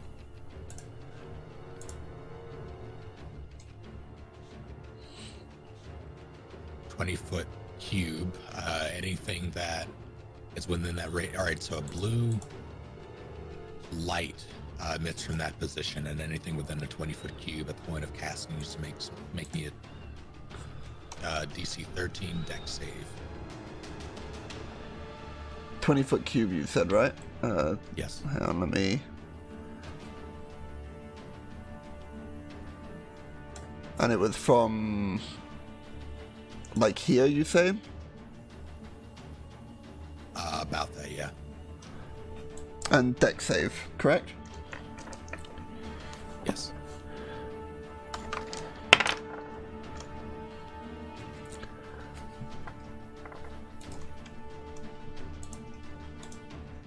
First one, I'm trying to get the stat block back up.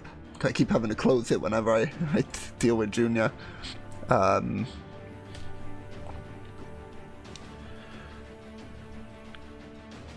15 for the first one.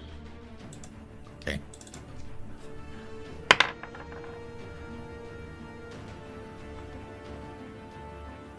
17 for the second. All right. Were any others caught in it?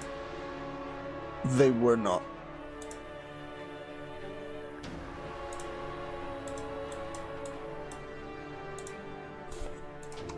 Anything else for your turn? I'm making sure that it doesn't leave a cube of light.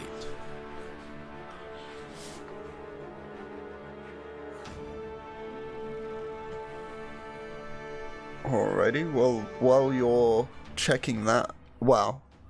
How? No, I won't go ahead without you in case you have a bonus action thing that you would do if it did leave light.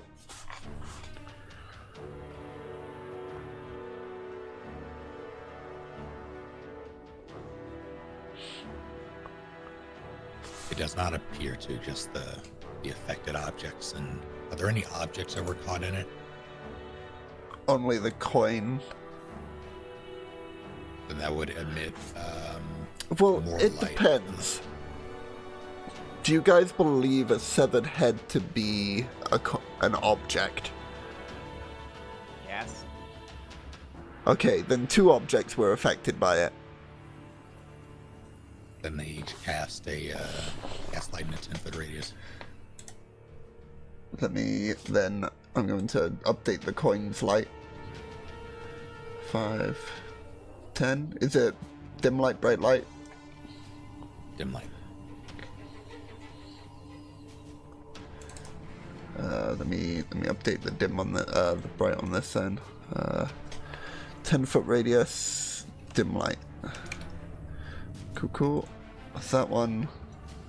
Centered on the coin. And it'd be nice if I could just copy it. Shame. I'm sorry, only 2 were affected there? 2 objects. No, for when I cast the spell, only 2 of the ghouls were affected. Yeah, the square I had done was roughly this, you said, right? It should have been from about all the way up to Flint. That's where I stopped Right. it. Okay, then 2 more ghouls were affected. Apologies. That one here rolled a 10, and the one below it rolled a natural 20. Alright, so the one that failed is emitting 10-foot radius dim light, and all attacks against it have advantage. Alrighty, let me mark the advantage first. I will mark so with this skull icon to let you know that he is in trubs. And 10-foot dim light, you say? Yes, he is glowing blue. If I give him light like this, will this work? We do see that. Oh, I certainly see that. Yep. I just turned down the color intensity on that bad boy. There you go. He is glowing ever so slightly blue in a 10 radius. And the head still needs light, correct? Or does the head now have light? Let me double check. The head doesn't. The head now does. Okay. There we go. I cannot see either of those blue lights. It's ever so Once you turn faintly down blue. You won't be able to see it because of your vision overlaps. Oops, sorry. Got rid of your token there. If I very quickly set you to this, you now see that there is a light coming from it, right? Oh, I understand. Yeah. I got you. It's just because your vision It's is better than... superior. Well, it's because you can see it anyway from your player's perspective. But yeah. Just confirm that the Humies can see the 3 light sources. Yep. Confirmed. Cool. Alright. Anything else, Flavin? I will take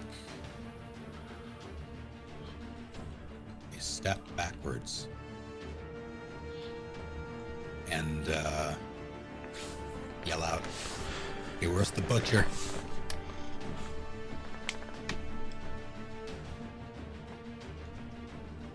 The butcher?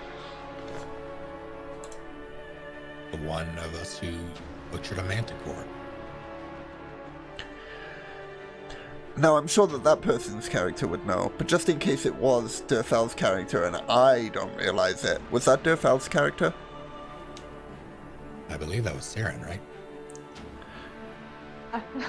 I cut it up. Okay, cool.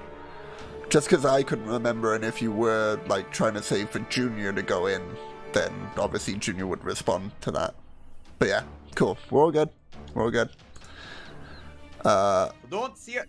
Don't see her yet. Keep fighting through. The one that ran away from you, Fridge, does that have to maintain its distance still? Is it continued to be frightened? I assume it is. It doesn't say, it just says it has to get away from you. Is it concentration or? No. Okay, so I believe then, and people can correct me if I'm wrong on this, but I believe it is now able to come back to you guys. I've got nothing to say otherwise. Then it will do so and take a. It's gonna take a bite attack at Junior.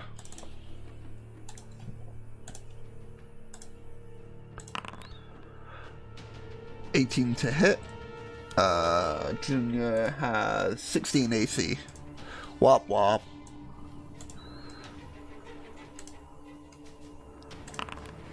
As it bites into Junior's shoulder, it sort of crumples its armor, his armor, into his shoulder, and you hear a slight crack of one of Junior's joints as he takes 10 points of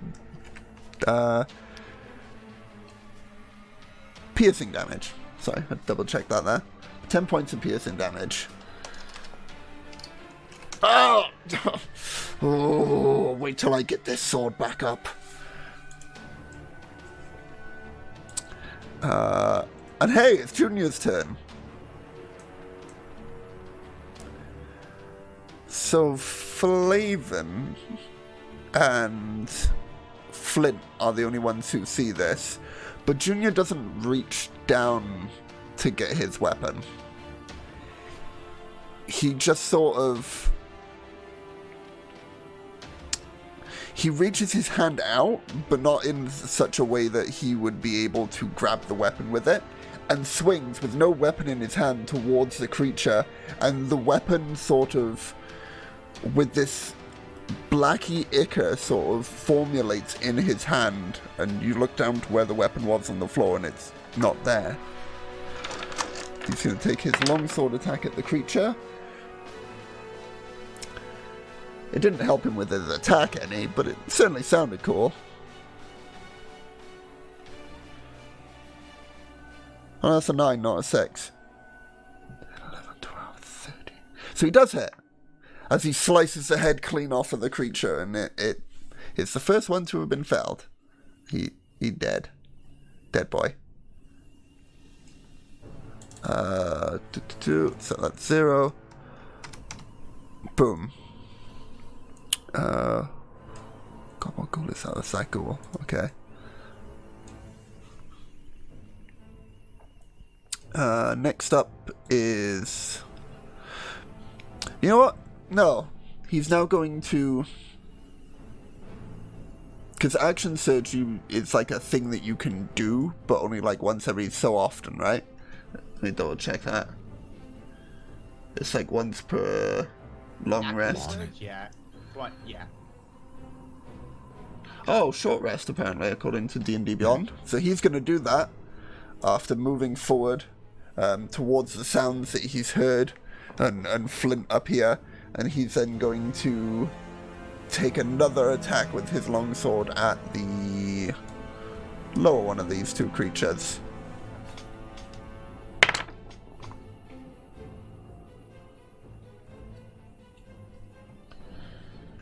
And just hits. So that is... I'm just going to roll this on D&D Beyond for sake of ease instead of having to roll on dice. That's some 9 points of damage. as Junior screams, "I am the greatest swordsman, and I will show you all. You all doubt me, I know you do."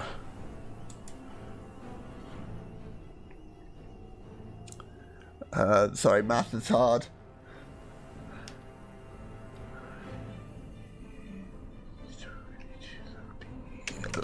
Cool. No, that wouldn't be that. That'd be that. Next up, the ghoul that he just hit. How convenient. Who is going to swipe at him with a claw this time, seeing that the bite didn't work from his friend. That is going to be a natural 20. Nice. I was due 1. 15 points of damage on Junior as the claw scrapes past his chest. Junior's looking hurt, but he's still standing.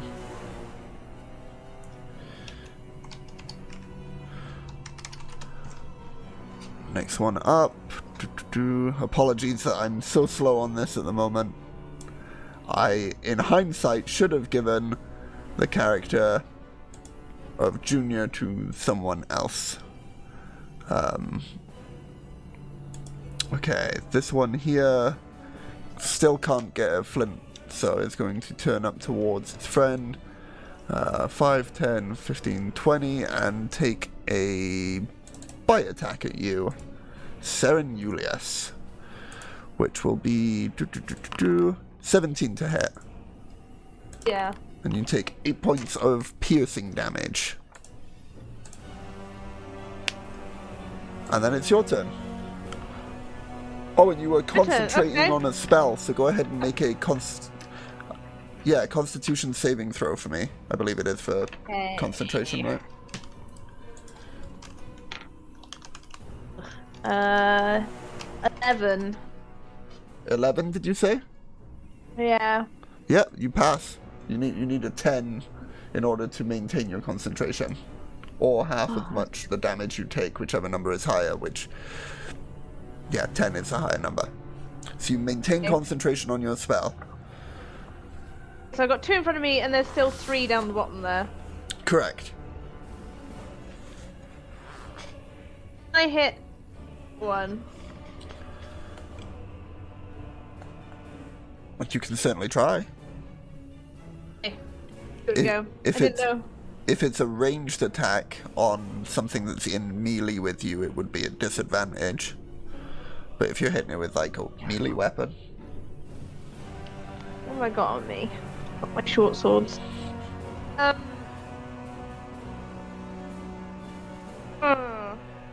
action to put away my bow, isn't it? And be an action to get my short swords out as well, so just to be a sitting duck. You could drop the bow. But I believe it's an action still to get the short swords out, right? Yeah. No, let's go with the... I believe it's an swapping weapons 5e. On the player's handbook, page 190, it states that you can also interact with one object or feature of the environment for free during either your move or your action. So you could use part of your movement, or... Yeah, I think it's just like the free action to draw, sheath a sword. Try and use my bow against I believe down the bottom there. So it'd be disadvantage, yeah. I'm unsure. Because I'm not sure if the rule for disadvantage with ranged attacks is just disadvantage on the creature that is in melee with you, or if it's any creature that's in melee with you will cause disadvantage. I think if you are in melee range of anything and you fire at any target, you incur disadvantage. Cool. That's what I thought it was, but I didn't want to say it and be the bad guy if it wasn't the case. But if it is the case, then cool. Cool. So yes, that would still be a disadvantage. Cool.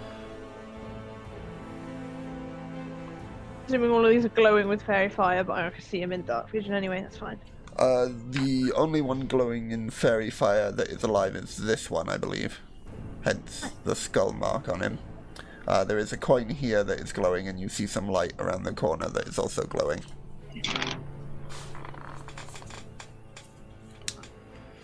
But yeah, you can see them all dark vision. 16 at 16 hits. 16 hit. Is that with Hey. disadvantage, yeah?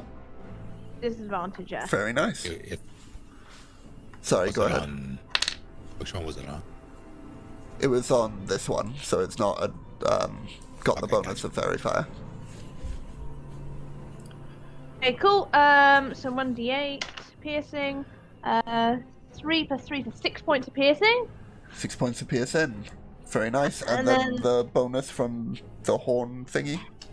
Hail of Thorns. Hail of so, Thorns, that's they need to make a dexterity saving throw.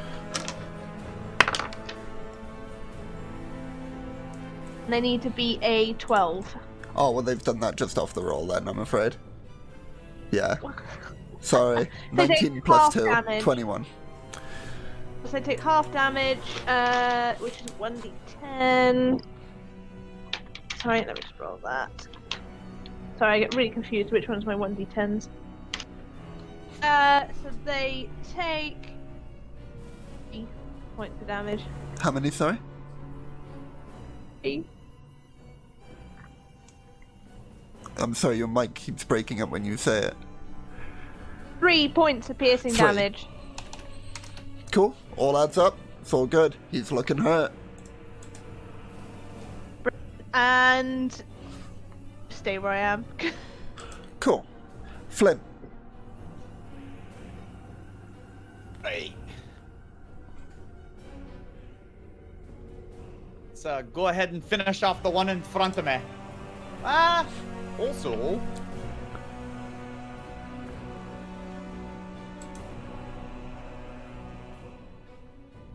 Yep. flump.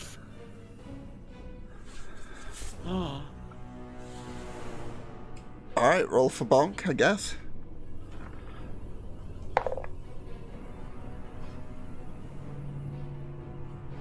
$13. Hits. Oh, damn. Plus you have advantage, I believe, from the fairy fire. Is that Oh. right, Flavin? Yep, Red Farm. Oh, alright. No. 2. Worth a try. Alright. So, yeah. Whoop. Whoa! 8 plus 2 and 2. 12. You smash this creature to a pulp. It is no longer moving and it is dead on the ground. In need of some serious chiropractic work, I believe. Great. Question about the dynamics of fairy fire. Once the creature is dead, does the light persist? Yes, as long as the spell lasts, because it would then become an object. Cool. Sorry, continue, Flint.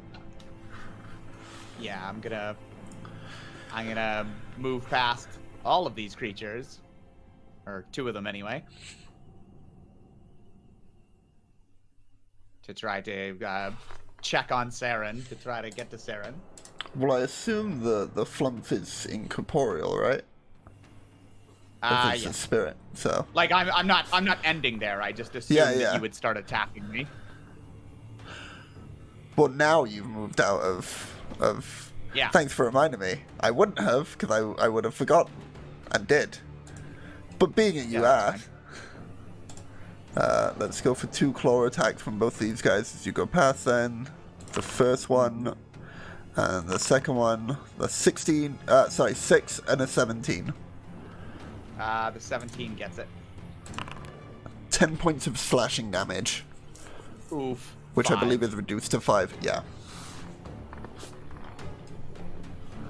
Alright. And then another step. I'm there. I think that's 5, 10, 15, 20. Actually, I can get one more. Let's go there. And then my flump will explode. It will. So let me do the thing for Next that. saving throw. On the one on the left, that is 12. And the one on the right, natural 20. Okay, So the one that got a 12 will take. Sorry, the d6 will take. 1 force damage. All adds up, man. All adds up. Mm-hmm. That's it.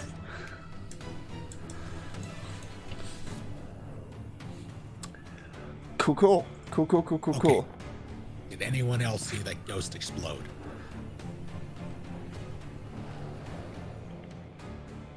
I'm a little bit busy here, Junior says.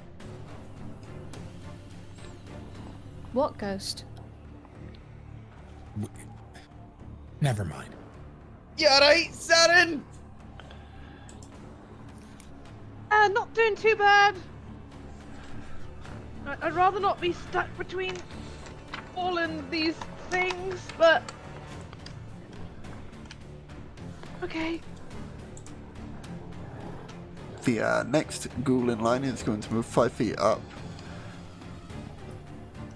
15 feet by going over his body, and then 20 to get in front of Fridge, and is going to make a bite attack at you, which will be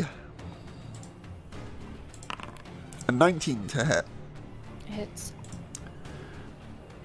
And that is 7 points of piercing damage as it bites into your leg.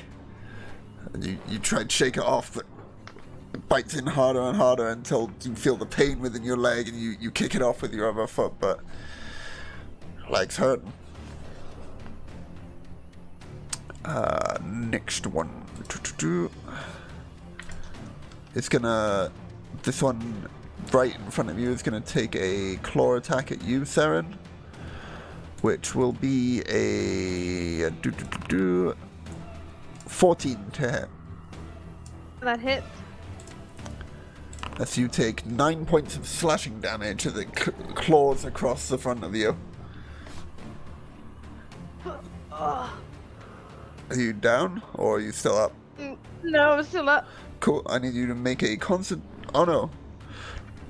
Does it... It's only until you fire your next one, right? For the Hail of Thorns? I don't know Or if is it it... keeps triggering. I think it's just... What does it say on I the do. spell? Says the next time you hit a creature with a ranged weapon attack, before the spell ends, this spell creates a rain of thorns that sprouts from your ranged weapon or ammunition. So I believe that's just the one-time use, but it's concentration, so that if you fail on the attack, you have multiple chances. I believe. Yeah, so it's just... Yeah, so yeah, I would need Again, to... if anyone thinks I'm wrong, feel free to dispute. But I think that's right. I'll have a Google of it. Cool.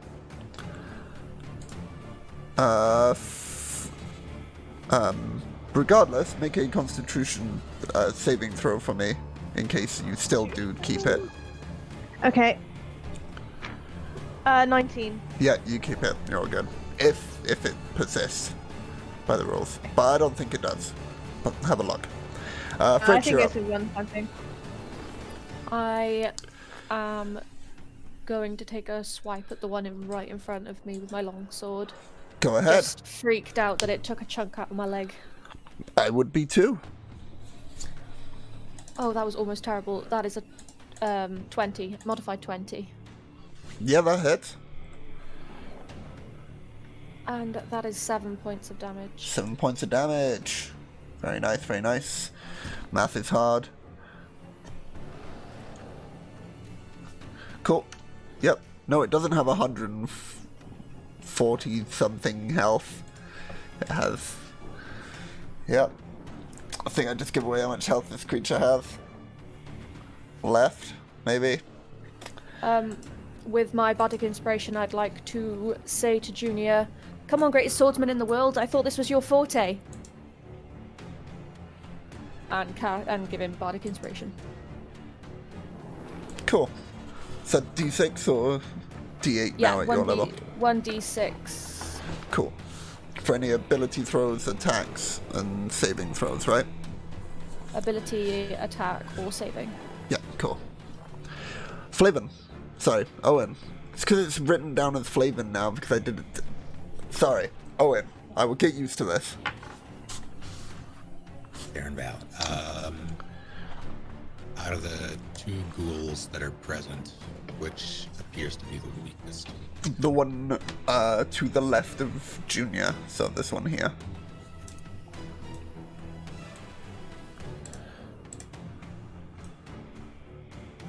Oh, I have a decision to make. I will... You say Junior's looking pretty worse for wear? Yes.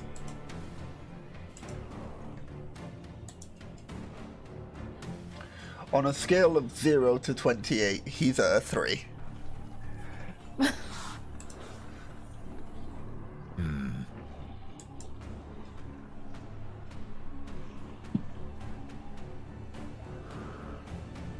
I'll wait on that. I'll say down in front as I take... Well, I don't move because then I'd be out of light and I don't know what else is back there. I'll say down in front, and the plates on my chest will part, revealing a crystal beneath, and out will come a laser. A bolt of lightning. What? Yeah, okay. Do I have to do anything, or is it an attack thingy? It's an attack for me. Cool. That's Wow. a natural 20. Yeah, it is. Go ahead and roll damage.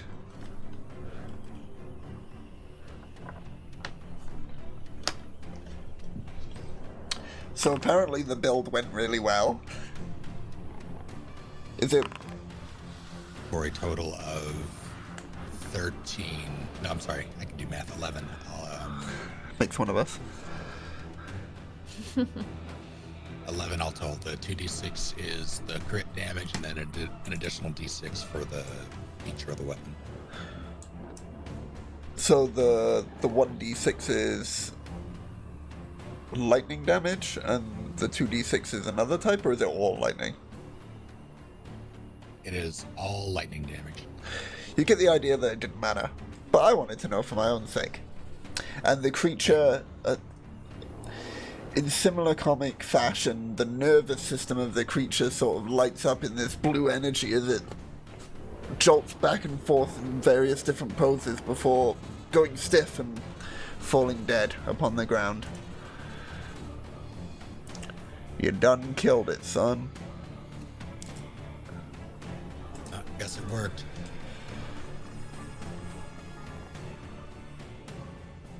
That'll be me. Cool. So it would have been that ghoul's turn. No, sorry. It's still Junior's turn. The next one in line would have been that ghoul's turn. So, Junior now. Oh, okay. So, the ruling of using a Bardic Inspiration dice is that I can use it before I know the result, but I know the creature's AC because I'm the DM. So if anyone would like to roll Junior's attack for me, it is a 1d20 plus 4 for his longsword. And then you guys can decide if you want to use the Bardic Inspiration die or not. Sorry, say that again for me. If I were to roll for Junior on this creature, because I know what the AC of it is, I would already know the result of whether it succeeds or not, so I wouldn't be able to use the Bardic Inspiration so die. What did you want us to do? So if someone wants to roll a 1d20 plus 4 for Junior's 1d20. longsword attack for me, and then you decide if you want to use the... Yeah, I'm gonna use the Bardic Inspiration. Alright. D6.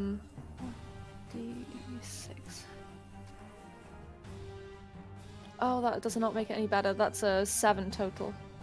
Misses. So Junior swings at the creature and his sword goes wide, and it's like, it's an off day for me, okay? I'm still the greatest swordsman. And he goes with his offhand, which now he doesn't have Bardic Inspiration. I will roll for 17 plus 4. Yeah, that hits. So that is 1d8. Is it? No, that's my d8. 4 points of damage. as he slices up into this creature. It's looking about a little bit worse for wear.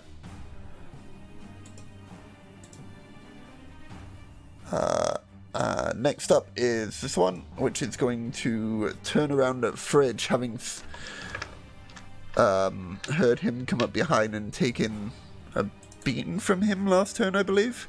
The turns the last in so long now, I'm losing track. But it's going to claw at you. No.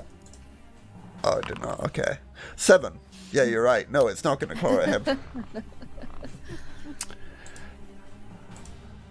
7. Did you find out the ruling on whether Yes. you...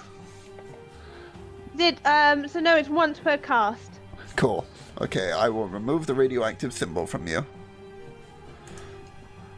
Nope, I have removed you. I'm gone completely. Okay, your turn. Okay. They're way too close. Those two. Think about this, but I've really got much else to do. No.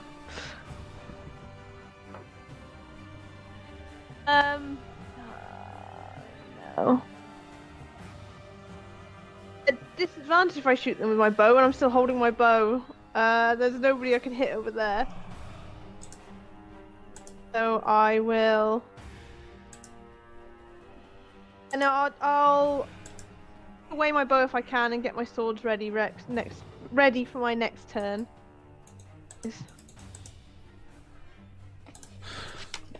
Cool.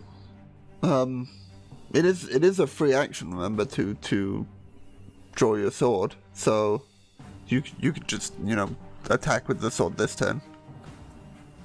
Yeah, I'll do that. Sorry, I'm still new. To No, you're D&D. fine. You're fine. That's why I'm telling you, to make sure that you're getting the full opportunity of what your character can do. Okay, I got a 17 to hit. That hits. Okay. The one right directly in front of me. 1d6. 1 plus 3, so 4 points. Damage. 4 points of damage. I'm gonna use Dreadful Strikes. Okay. Hit a creature with a weapon, you can deal an extra 1d4 psychic damage to the target. It can only take this damage once per turn. Go ahead. 1d4 psychic damage. Roll for me, yeah. 3 points of psychic damage. Very nice. Another bit of damage added on top. And more math for me that I am able to do. Look at me go. Anything else for your turn? And that'll end my go, thanks. Flint. Yeah. Well. Oh, let's just take my Warhammer.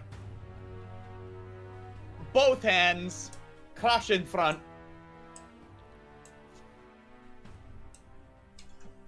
Roll for bonk. Ooh.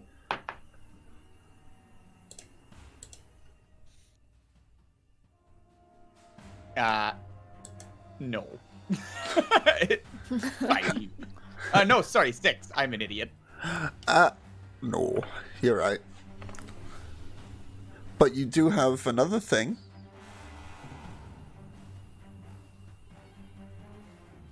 Yeah.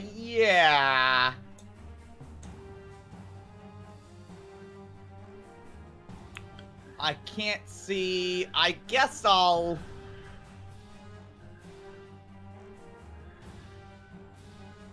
dump it there. Alright. And that's my turn, so it just explodes. And then nothing happens. Yep. Cool. This ghoul is... Well, it didn't take much damage from Junior, so it's gonna go for you again, Fridge. The one in front of you. That is... Sorry, I don't know why I rolled that there. on my dice. I've normally been rolling on the thing, but I rolled an 11 plus 2, that is 13. Yeah. And this is where the difficulty comes in, because now I don't have the thing. So there we go, attack. Ignore the roll that I just did, it's just so I can get the damage up. 12 points of damage. Sorry, no, that's the bite. Ignore that, that's not 12 points of damage then. That is, in fact... Keeping me on 7. hooks, yeah? Okay. Sorry. Threw myself out of jank, 'cause I'm doing Junior that I'm rolling for and NPCs that I'm electronically rolling for. Okay. That ends his turn. The one in front of you, Seren, that you went for is going to claw at you.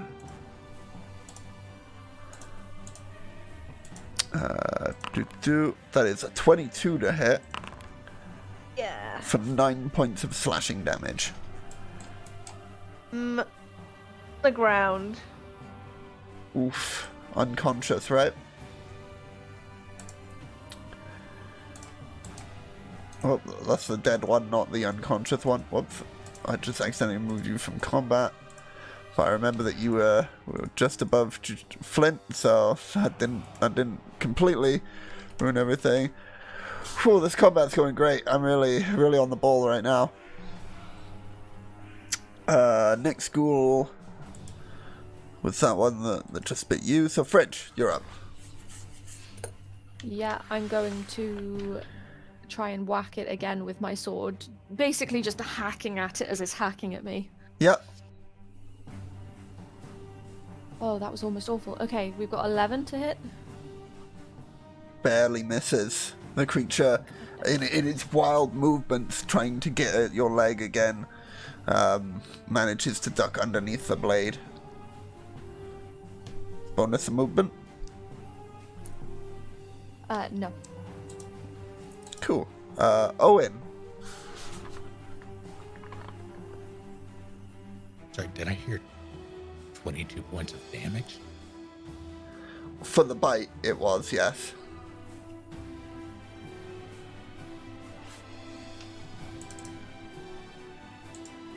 But it didn't hit, did it? It didn't, no. Okay. Okay. No, sorry, 22 was to hit with the bite, and the claw damage that it did to Seren Julius was 9. So 22 to hit it, 9 damage. Okay, got it. Sorry. I just looked at the thing now. Can I share these to you guys, even after I've done them private? Yeah, there you go, so you can see. 22 to hit, 9 damage. Gotcha. I will, I suppose, continue to blast. The only one in front of you, I believe. Yeah, 18 to hit. 18 hits.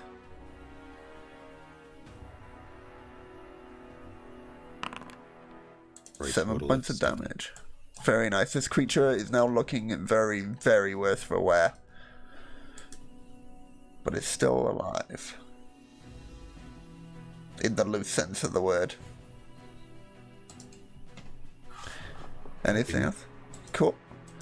Junior is definitely going to hit this time with his long sword. Oh, maybe. 12 plus 4 is 16. 16 hits. Junior hit. That's a d8 plus 2. 4, 5, 6. Junior killed it! As he slices his blade over the neck of the creature, the head falls from it as Junior's getting real good at going for the neck, and I am getting very uninventive in where Junior strikes. Which one was that? That was this one, which is now dead. There we go. And then Junior is going to take his movements, go 5, 10, 15, 20, 25, 30, and call out, Flint, you alright? Do you need my help? I'm alright. What a good. That's good. Should have seen how many I killed. I've been doing real good. Yeah. The ghoul currently facing you is going to take a attack at you, Flint. It's going to go for a bite. 7. Yup. Shame, really. Seren, go ahead and make a death saving throw for me. Okay.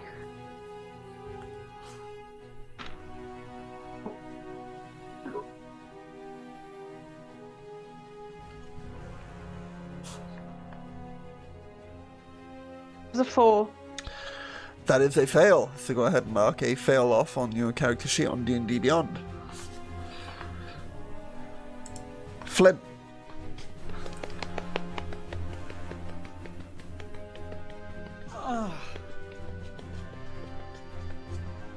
Alright. Gotta finish this quick. Here we go. I am now going to, again, two-hand the Warhammer, but I'm also gonna make a flump right there. Floop. I will get better flump art for the next session for you. Okay. So you don't have to have good old Elmar Barthin as your flump. Yeah, the one that was over Saren is gonna get it with the Warhammer. For 15. Hits. Just clarify, this one on the left, correct? Yeah. Cool.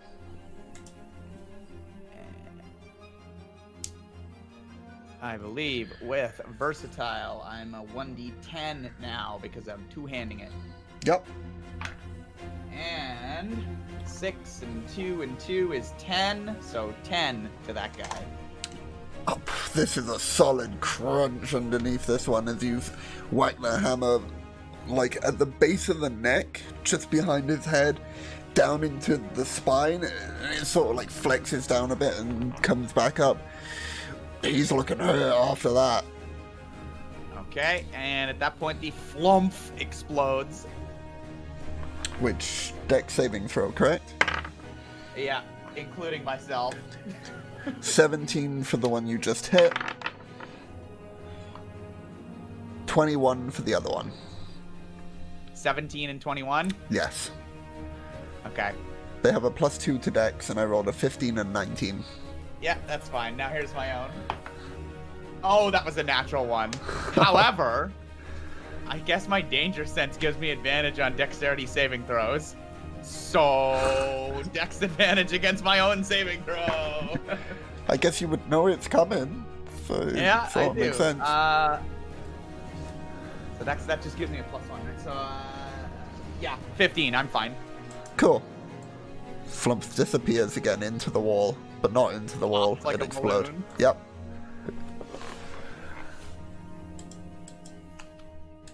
Alright, the one above Seren.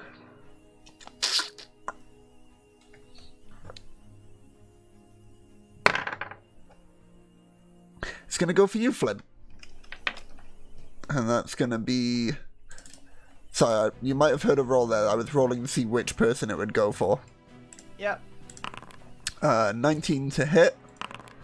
10 points of slashing damage. No. Yeah, okay. 5 points of slashing damage when halved.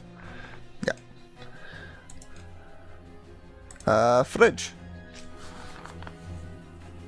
Seeing that there are none alive next to me, have I got that right?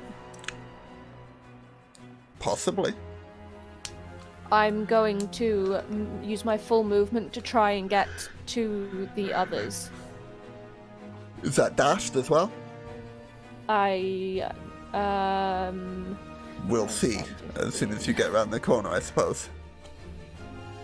20, 25. No, I can get to here on just my movement. Cool. And I still can't see Seren, can I? No. Unless you have a light source that can... No, you can't. Okay. I will... Bonus action. I will just say, where's Saren? Is she up? What's going on? Or is she down? What's going on? Hey, cheers! We can use a bit of help. Shit.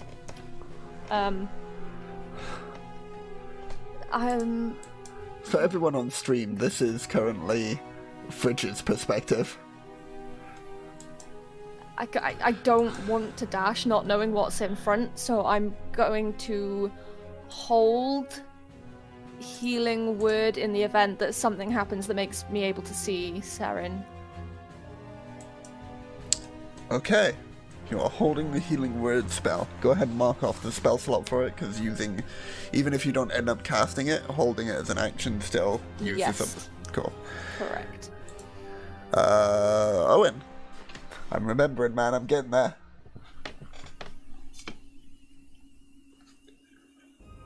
Okay. Where was that coin? Down one square from there.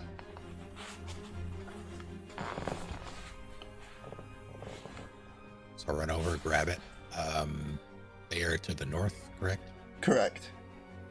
I will lob it to the north. Okay, go ahead and roll just a general dexterity check for me.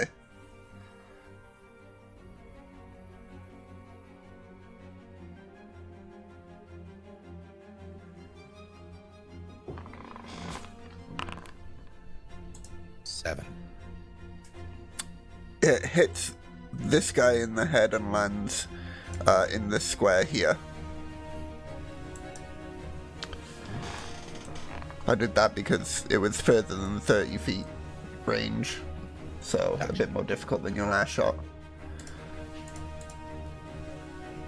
And the DC was 10, but yeah, apologies. I am now trying to move the light from that one up to there for you. There you go.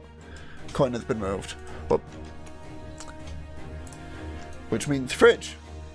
Yeah, you as can I see can an see unconscious Saren. Saren. I'm going to unleash healing word. Cool.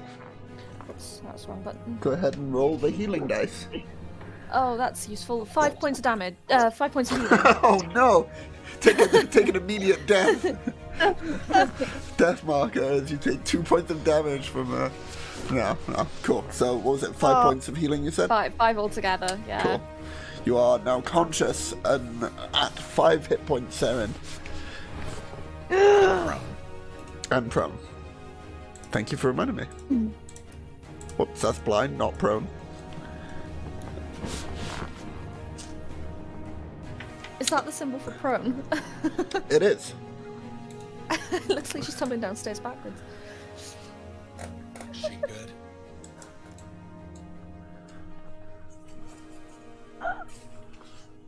You just see an arm lifting just to wipe it away.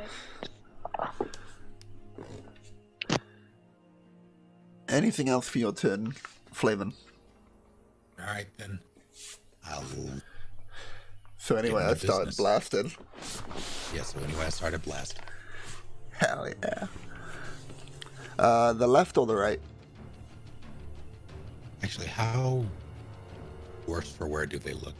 The one on the left is about as worse for wear as the other one that you killed, and the one on the right is still pretty healthy.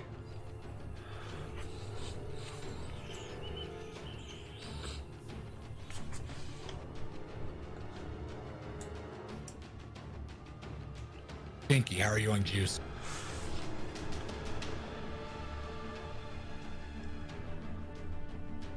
Sorry?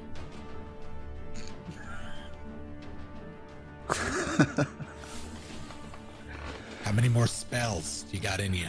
Oh, I literally didn't hear a word. A few.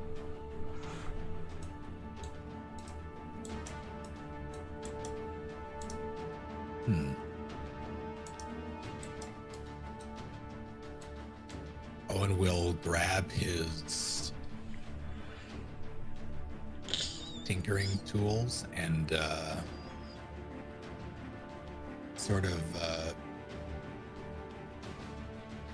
juggle a tiny screwdriver between his fingers before pointing it forward, and from it will dart 3 magical missiles.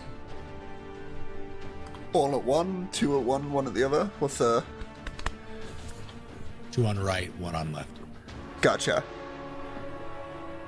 Is that a roll for me or a roll for you? I guess I have to roll damage. Oh yeah, it's an auto hit for magic missile, isn't it? Yeah.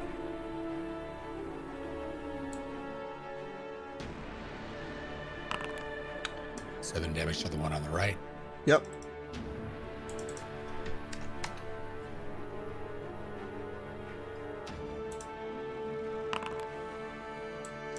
Three to the one on the left. Cool. The 2 magic missiles into the one on the right, and it sort of scours back for a second before righting itself, looking now angrily past Flint at you, and the one on the left takes it and sort of is dazed for a moment, shakes it off, and also turns its gaze towards you. Uh-oh. That's me. Cool. Junior is going to move up the 5-10 feet that he needed to see the creatures, is going to go for the one that's most hurt because he wants to brag about how many he's killed. That's a natural 1. Oh, poor Junior. It's so on brand, though. It's so on brand. As Junior lifts up his sword to swipe at the creature, the sword just vanishes in front of him. And a black ichor sprays up onto the ceiling above you all, which, from this perspective, and with the light, all of you are able to see it this time. He will shake that off, and with his bonus action go for the offhand attack. That's a natural 20, though. Holy shit. Imagine going The from... duality of man. Yeah. So that is with the offhand. Because you double. What was the ruling that we went for? It was double the Dice, not the total. So rolling double the number of dice, or roll the dice and then. Like, okay, yeah. cool. Like if you roll 2d6, it would be 4d6. 7.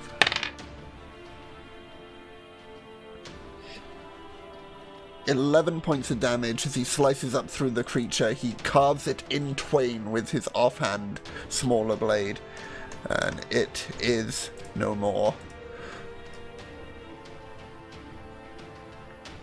And as soon as I figure out what... Nope, that's the wrong one. Cool. Cool. And then next up is the only goal that is remaining. But it's not intelligent enough to know how fudged its situation is, so it is going to go for the... you know what? I'll roll for it. See, we'll do T6. 1 and 2 is Seren, 3 and 4 is Junior. You can figure out the rest. I'm sorry, Seren. It's the way it went. That's a 1. A 10 to hit you with its claws. Oh, miss. Nice! Okay, cool.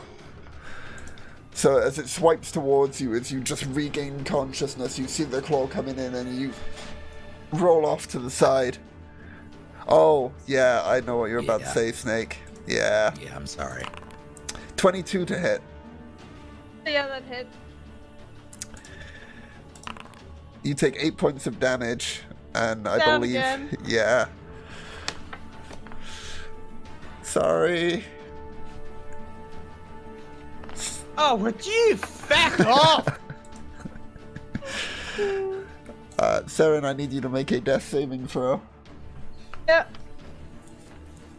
7, so another fail. Yeah, that's just 1 fail now because you have regained consciousness, so you're back to 1 Okay. total fails. Reset. Okay. Yeah. Flint. Yeah, back off! 14. Hits. Oh, thank that. Alright. 5, 6, 7 points of damage. It is looking about as hurt as the one on the left was before Junior killed it. As you swing your hammer down into it, its left arm is like dislocated from its shoulder and it's unable to move it as it hangs limp to its side.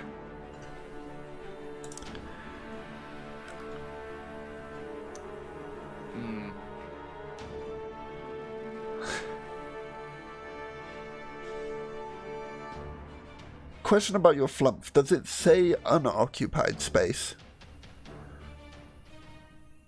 Bum, bum, bum, bum. Yeah, I'm just gonna check that myself.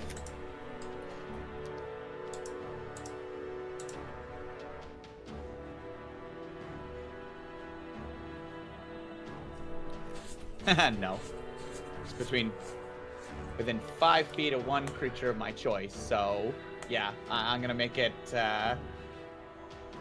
You could fairly easily put it within 5 feet of Junior. Oh, sorry, yeah, I'm 5 putting it feet on of the Junior. creature and then put it on Junior, yeah. Yeah, it's just gonna be above Junior. So myself, Junior, and the creature make a dex saving throw. And Fridge. Yeah. Oh, and Fridge, yes. The creature rolled a natural 20? I'm fine. Yeah, a natural 20. Okay, fuck that creature. I'm fine as well. 7. Well, that's less good. Junior? Oh, yeah, I need to roll for Junior. What's his dex? Let's see. Oh, Junior. A 5. Cool. Alright, so Junior and Fridge take 3 points of force damage. Junior's down. Junior is down.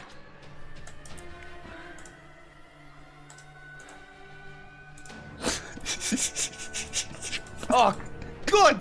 Damn it, you powder of pexes and fluffer noodles and all that! You're supposed to be helping me! And then, Flint's gonna do the only other thing you can think of and, like, step up between the creature here. And Saren and Junior and... Yep, that's me! Fridge. Fridge is going to be constantly chanting shit, shit, shit, and is going to cast Hold Person on the remaining creature that they can see, which is a Wisdom saving throw with my action.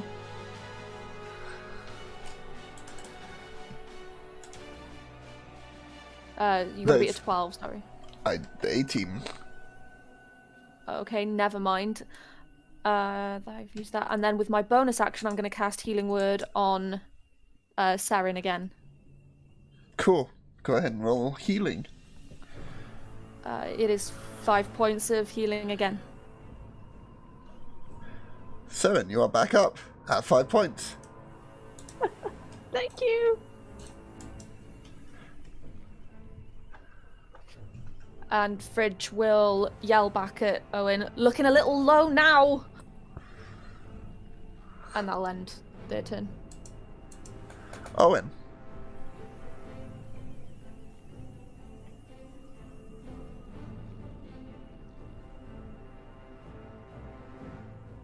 Hey, flatten yourself against that wall for a second. Fridge does what they're told. 7. Misses. Looks like the calibration's a little bit off. One enemy. Yeah, this one guy, I swear, if this one guy TPKs you guys, I'm gonna be upset. 27 for you. Fucking dice. Making sure there's nothing else I can do here.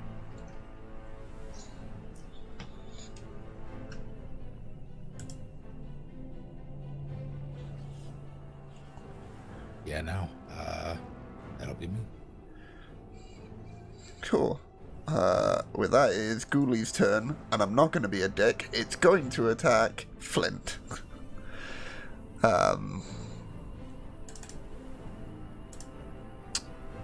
Let's do bite this time. It hasn't done bite in a while. 21 to hit. Yup. 11 points of damage. Great. It's, I think rounded up, right? I take 6. I believe so, yes. Oh, it was always round now. I'm actually not sure. I will I check thought it was then. down. Yeah, I'll check it later. It doesn't really matter. I'll take 6 right now, and yeah, I'll check. Keep Okay.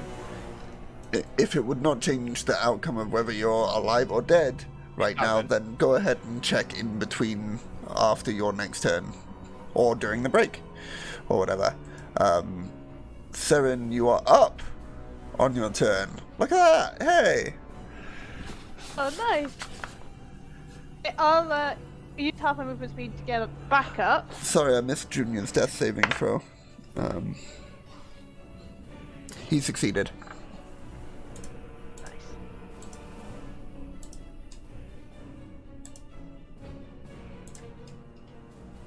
So have movement. Yep, you've stood up. Hey, yeah, so I stood up and just like got a bit of blood running out the corner of her mouth, and she's just gonna like wipe it away, to sort of like try and pull herself together, not feeling at all great, and is gonna grit her teeth and just swing her short sword at the one in front of her. Go ahead and roll for short sword. And that one. Oh my god. That's 3 I've had tonight. I'm done with this dice. I'm gonna put it in the bin. You Dice throw jail. You throw the sword in such a way that it goes through the arrow slit over here and is now somewhere through there.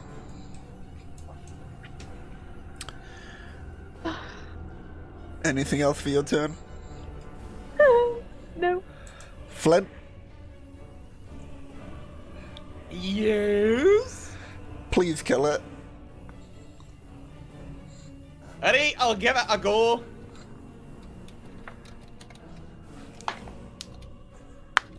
Yeah. 12 plus 4, 16. Yep. Great.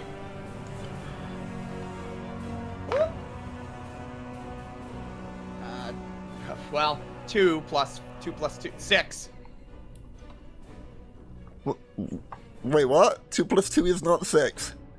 2 plus 2 plus 2. I didn't finish my right. entire sentence. Sorry. Don't mind me. 6. How do you want to do this? Well, you've downed 2 of my allies, so I figure I'll pound you down into the stone. Bonk, bonk, bonk, bonk. I love doing that. Is that who created that ghost that exploded? Shut up!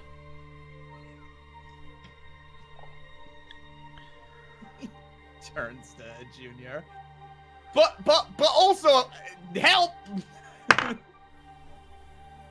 Another success for Junior. Are we out of combat now? We are. Okay, then I will cast Healing Word on Junior. Okay. Junior stabilizes with however 5. many he points. 5 points. What? Very consistent. Oh! Oh, my head hurts. Did I get him? I got him, right? Hi. Sure. Good job. Right Thanks. now that fairy fire ends. Cool. Give me a moment then to unfairy fire the surroundings. Well, I mean, we can talk still, but like... Sorry about that, Junior. I think that one was meh for some of it. I think I can just create those little squaddly doos. Is there someone that was lit up? sorry, you can create those things? I think. I I mean, care to- sorry, what? I was going to ask if I have any idea what those things are. Make a... God, I need to figure out what they are. They are a like a benevolent Underdark denizen. They are lawful good aberrations that Cool. Okay. live in the Underdark. I was just checking to make sure that they were not, like, fey creatures before I chose what role. Make a history check. 22.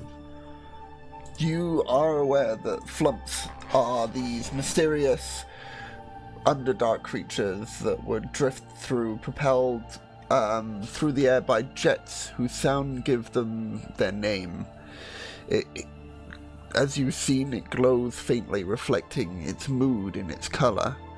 Soft pink normally means that the creature is amused, and deep blue meaning sadness, or green expressing curiosity, and crimson with anger, which you saw frequently as the flumps that you saw here would emanate this red before exploding. And they're known to be intelligent creatures that can communicate telepathically.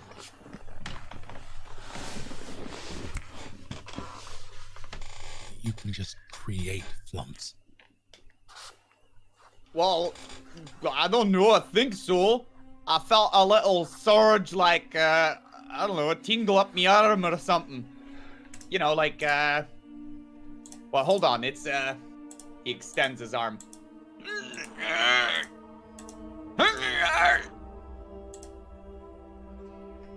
Okay, but I felt it though. Well, granted, I guess I was pretty pissed at the time. I don't know. Maybe I need to be really happy or mad or something. We'll unpack that later. Are we all good? As Owen says that, Fridge is going to strike up a torch, which allows for 20-foot radius of light, and then beyond that, a dim light for additional 20 feet. Cool. So 20 foot and then 20 foot. Yeah, 20-foot light, 20-foot dim.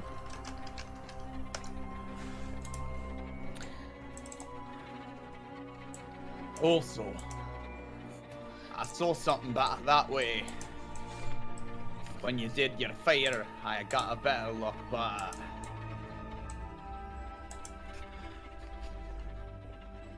And moves to go past Owen.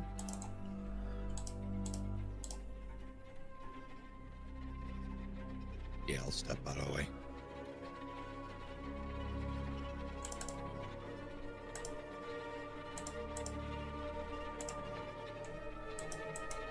What exactly am I looking at? Well, how about we find out after the break? Welcome back to Dragon's Breath. I nearly said a company name for a company that I had applied to a job for, and they have not responded to me instead of the actual name of this one, but I didn't, so I don't know why I mentioned it. Welcome back. We've gotten back from the break. Pretty hype about how well the ad roll went there. I need to add a little bit more time in the back soon section of the video, but it worked. I'm happy. I'm chuffed. So, the head that lay upon the floor.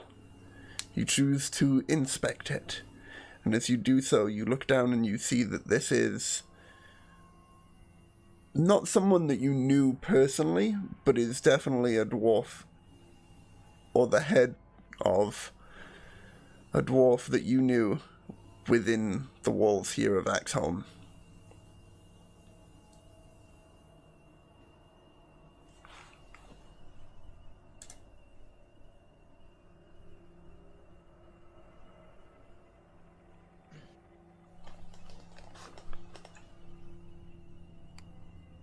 Flint, I'm so sorry.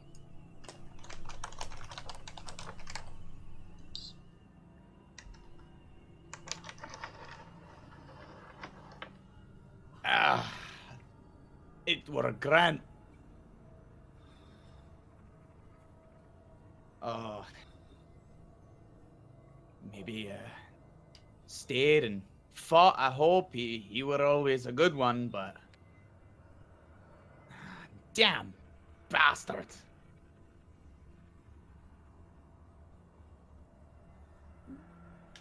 I'm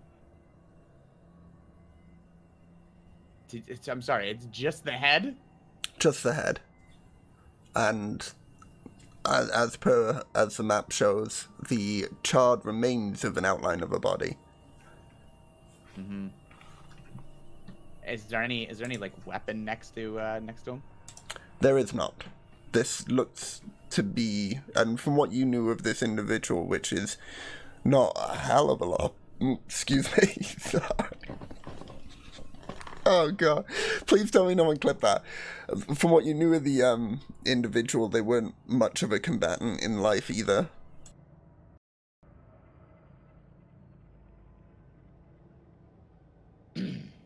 Well. I hate to be insensitive at all, but I mean, it appears that part of him has been burnt away, and those creatures that we fought, I mean, I didn't see any fire from them. Yeah, you're right. Something here do not add up. Suppose we should give a look around.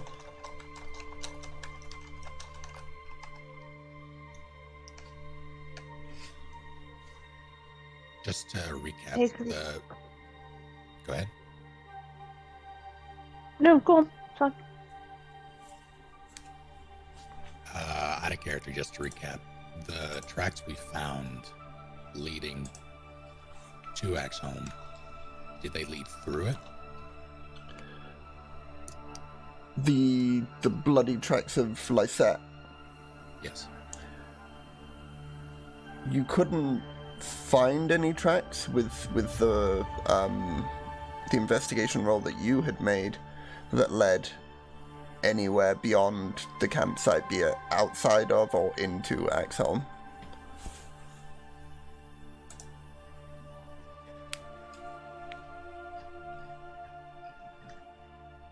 Gotcha.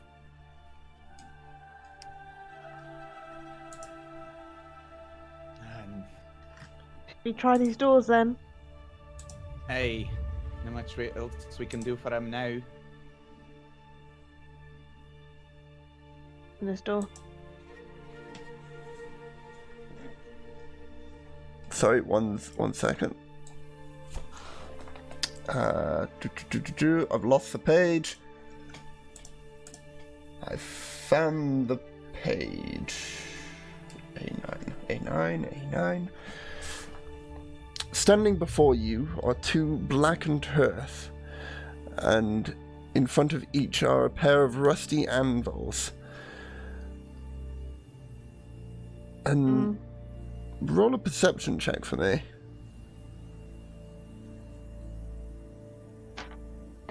Oh. 5 plus. Or a 9. You hear like a fluttering sound coming from within the room, but because of the echoing nature of the stone walls around you, you can't seem to pinpoint its location.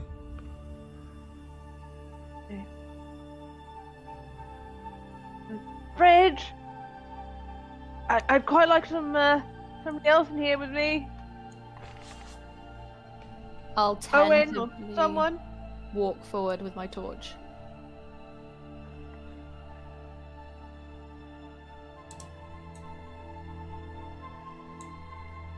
What is it? What can you see? Can you It's not hear? more ghouls, is it? I don't know. Can you hear? There's a noise. It's like fluttering. Can you hear it? Am I able to hear it? Roll a perception check.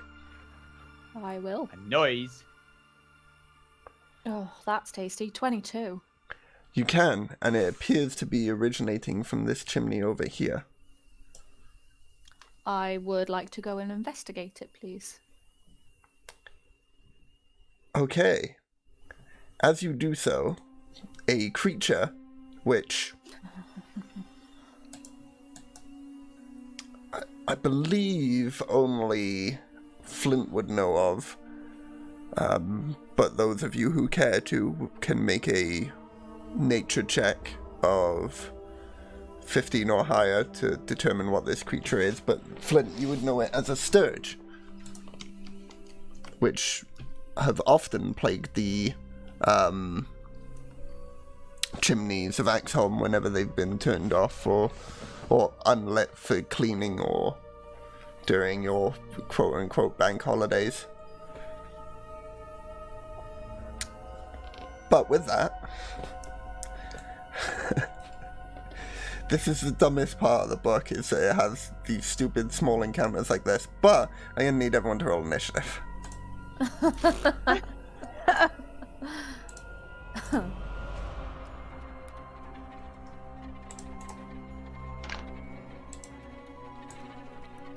Sitting here like, how about I just roll a d20 and you roll a d20, and if you're higher than me, it can do its, 2 damage, and then I'll swat it.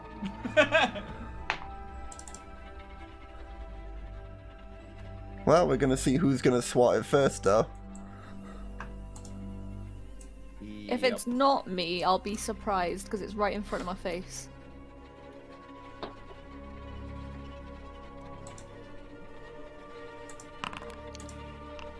Alright. 25 to 20. 20. Guy at the back of the room. Yep. I need to roll for Junior. Okay, he's not even relevant for this. 20 to 15? 17. All I heard was the teen, sorry. 17. Cool. 17. 15 to 10. 11. 14. 11 and 14. Cool. Flavin, you are up first.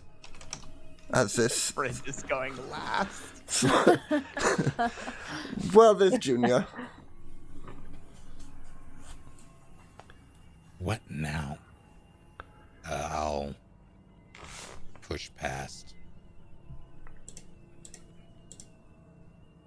I have line of sight on the thing. I'll say yeah. Yeah, you would. Is that thing hostile? Oh, hey. Fucking nuisances they are. 10 to hit. Misses. As it flutters around the beam, you are unable to swat the sturge.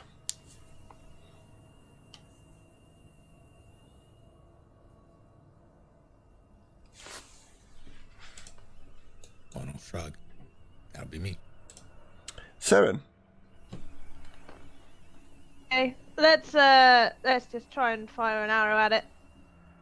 Archery practice. I can hit a bird in the eye, flying. Got a 16. That hits. Go ahead and roll damage. 6 points of damage. It's dead. Nice. Sorry, no, I take that back. How do you want to do this? I just want to take the bow off my back and just half-heartedly pull the bow back and don't even look at it. Just look towards Owen and Flavor and just shrug and let it go. And as you do, the arrow flies through the air, and the swoop as it cuts through this air that has remained mostly still for days now. The sturge, its eyes go wide as the arrow comes towards it, and it tries to move out of the way as a last-second ditch. You killed it. It's fucking dead. It's a sturge. It's good. Great, like I said, it's a fucking nuisance. Yeah, I'm kind of getting that gist. Should we have a look around this room? in the immediate area. If you spot something, give a quick shout. Of course. Can we see anything that leads us to anything useful?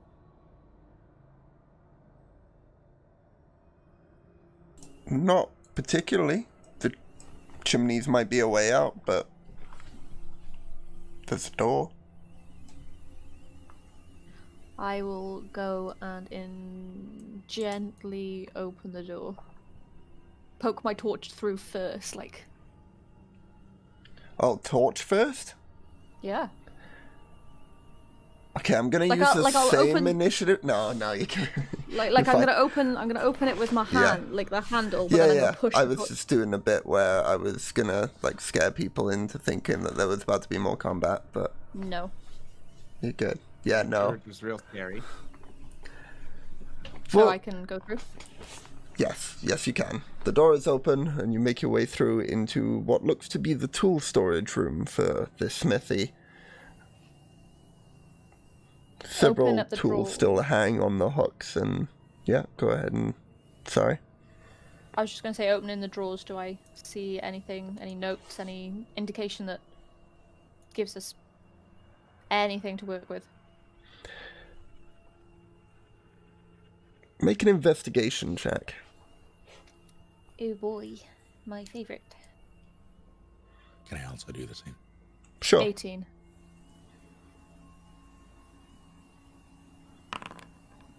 Same. So, nice. both of you, almost at the exact same time, reach out to one of the drawers that looks like it's slightly askew, and I assume one of you stop as the other one sees, and there's that awkward moment of like, oh no, you go, and Yep. eventually one of you pulls the drawer open, and inside you see that there's a hand with a ring affixed to it inside. Does the hand look like it matches the head? Make a medicine check. Uh-huh. Ooh, 23. It does not. Okay.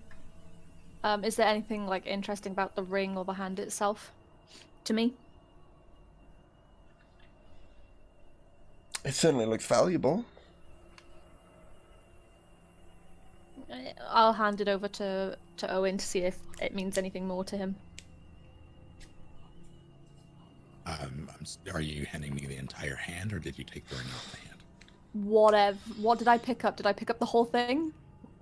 Oh, what did you pick up? I picked up the whole thing. I'll be handing you the whole thing. Yeah, I'll take it.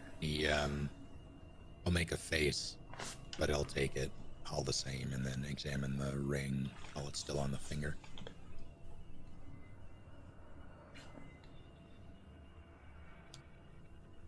I'd say, given your background in reading in particular, I'd say make a history check. It's gonna be difficult though. So I don't think it's so difficult that an 8 can't do it. An 8, damn. You are pretty sure that this is the ring of John Tribani, a sailor known as one of the pirate thieves of the sea of the Swords Coast.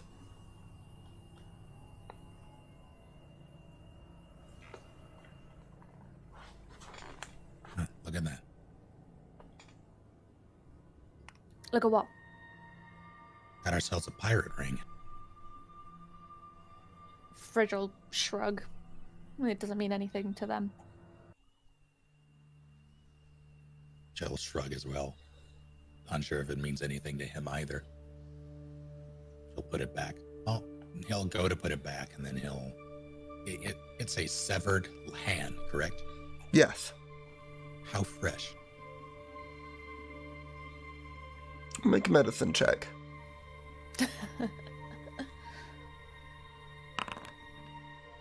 10. Few days, tops.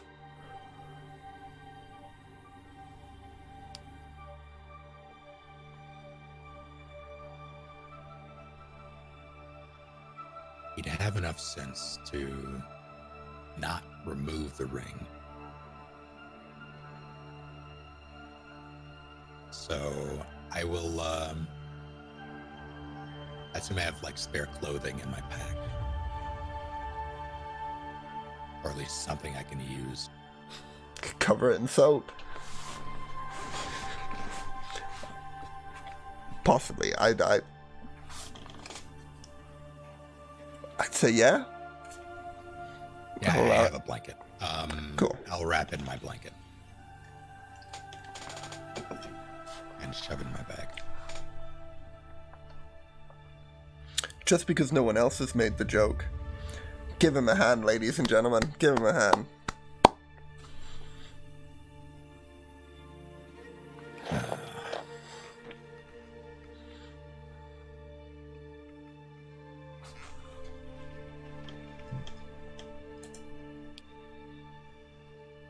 So you I now don't know have... who left, but Sorry. You now have one hand with the ring of John Triobani.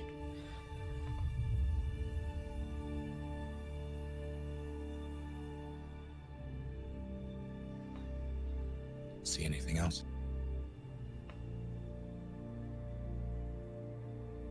Was that a question to Fridge or to me, the DM? Yes. Okay, To Fridge. sorry. Do I see anything else with my roll? Nothing that looks out of the ordinary here. Mostly just tools that you assume or are fairly confident would be used for metallurgy. That's a big old nope from me. Does We it should look probably like- keep moving. As I turn to exit, I'll eye the tools one last time. Anything that I could probably use? I guess it depends on...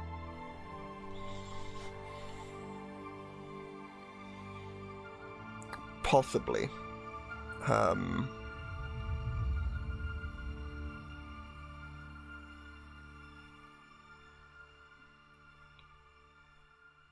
Could you message me like what your intent would be with sort of like metallurgy tools or anything like that? Because if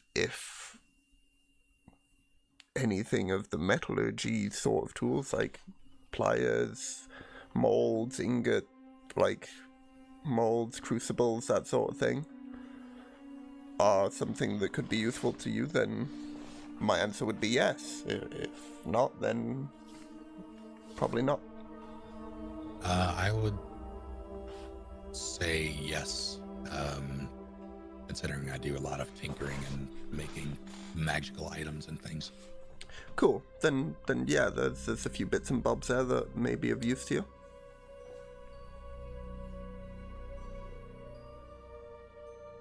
In that case, I will just shovel them into my pack.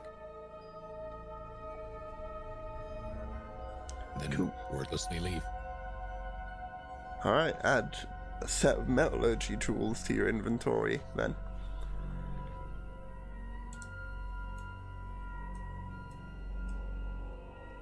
Like the worst type of kleptomania, see?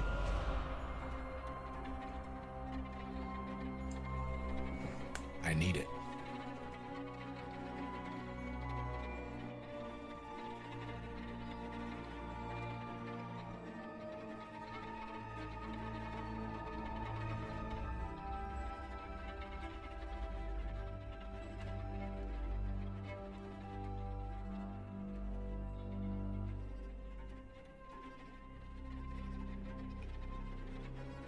Is someone talking and muted, or are we I think we're just. Yeah, sorry. I was mostly waiting. I went up to the top room, but I didn't see anything unless something happened. Ah, apologies. Okay. Oh, that's fine. I just didn't want to talk over people. The top room is, as Flint would know, the main barracks, which has also in the past been used as like a living quarters for those who stay within Axeholm. The both chimneys, one that facing east and one facing west here, look to have been cold for a significant period of time. Normally you've seen these at such a point that they've quite commonly been near the like turning point of red hot, and it's a strange sight for you to see them so cold and empty.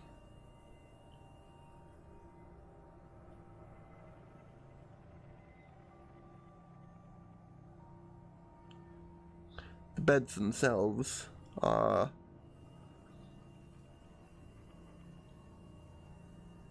not ransacked as per se. It looks like whatever happened on the inside of this place happened very suddenly and didn't give a lot of time for people to actually panic.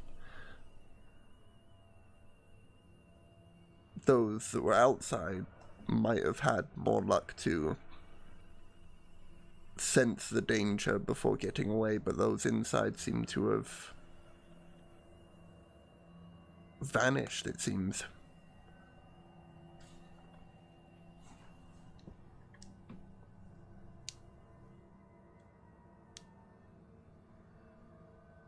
Alright, that's not very helpful. But none of those other stinking creatures.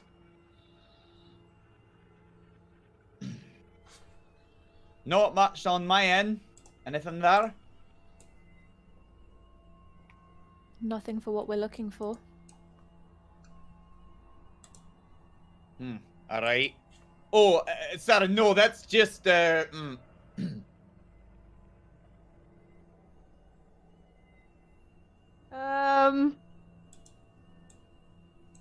Come back out. You found the shitter. Yeah. It stinks, as to be expected, but you didn't see anything unusual in there. I wouldn't have stayed long enough to even look. Hey, Butcher. alright.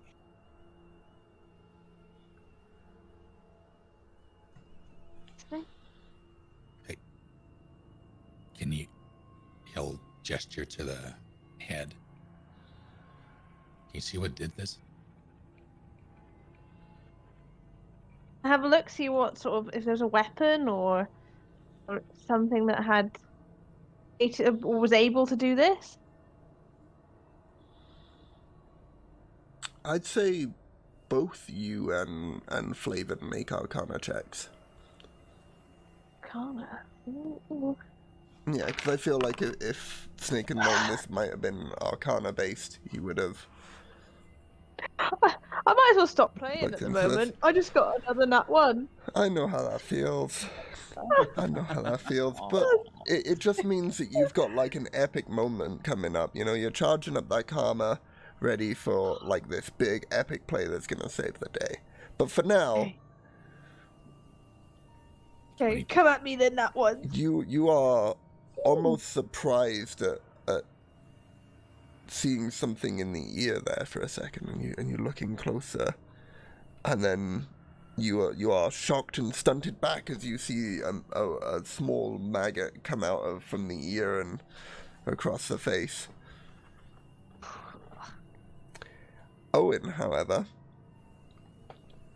you believe that whatever happened to this individual was magic in the sense of necromancy.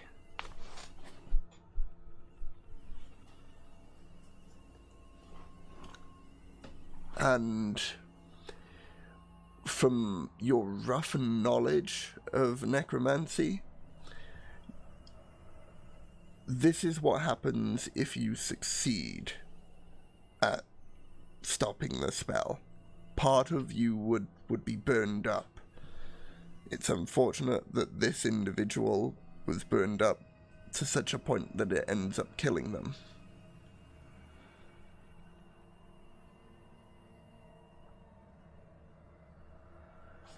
He'll, Do you think did this? silently, he'll look back to have I seen Saren use any magic yet?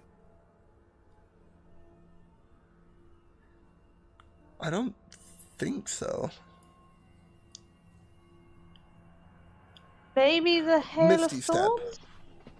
Misty Step, Oh, yeah, yes, fair enough. yes, definitely.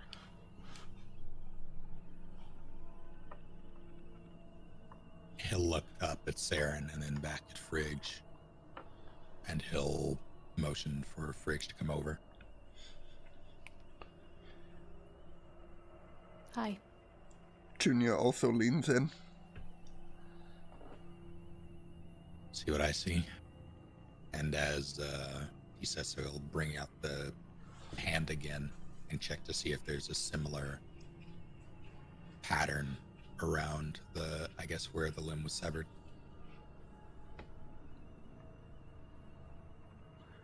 There is.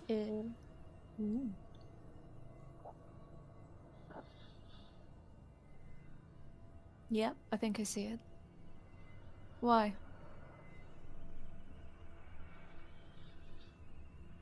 Whatever did this, say there, Short Round, you wouldn't happen to know of any necromancers here in Axeholm, would you? What? You know, Hey, just, DM. I don't know any DMs in, or God damn it, any don't know any necromancers. DMs? The only person you would find suspicion of is... Real quick, could I have everyone apart from Shay leave to the backup room? Yep.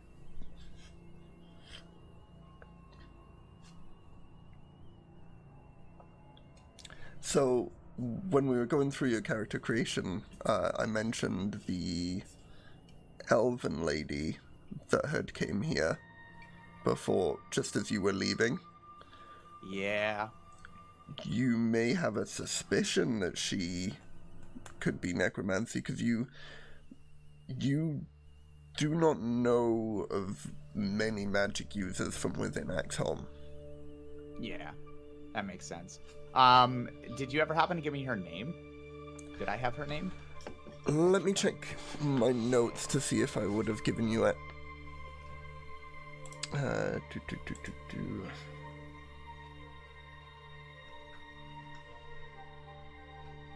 think I did. I'm just trying to remember. Vildara ring a bell? Vildara? Yes. Vyldara.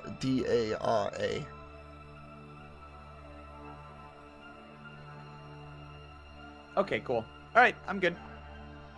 Cool. I will drag everyone back in. I wish you could, like, click and drag to select multiple people and then drag them in. Maybe that's a feature for Gilded to get on to. Everyone join Gilded. There you go. Well, no, there's not a whole hell of a lot of us that do magic in the first place. Certainly not any necromancers. Oh.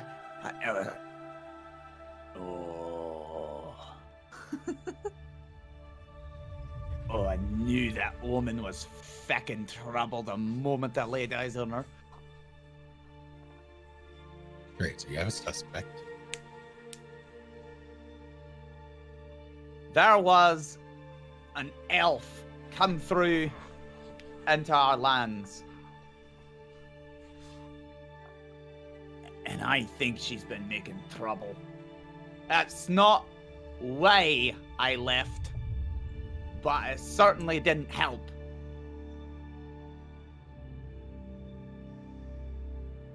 What sort of trouble? Just, I don't know, like manipulating, you know, trying to get her way, and trying to convince my kin that her way was the right way of seeing things. Just generally ficking around in dwarven affairs. She got no right.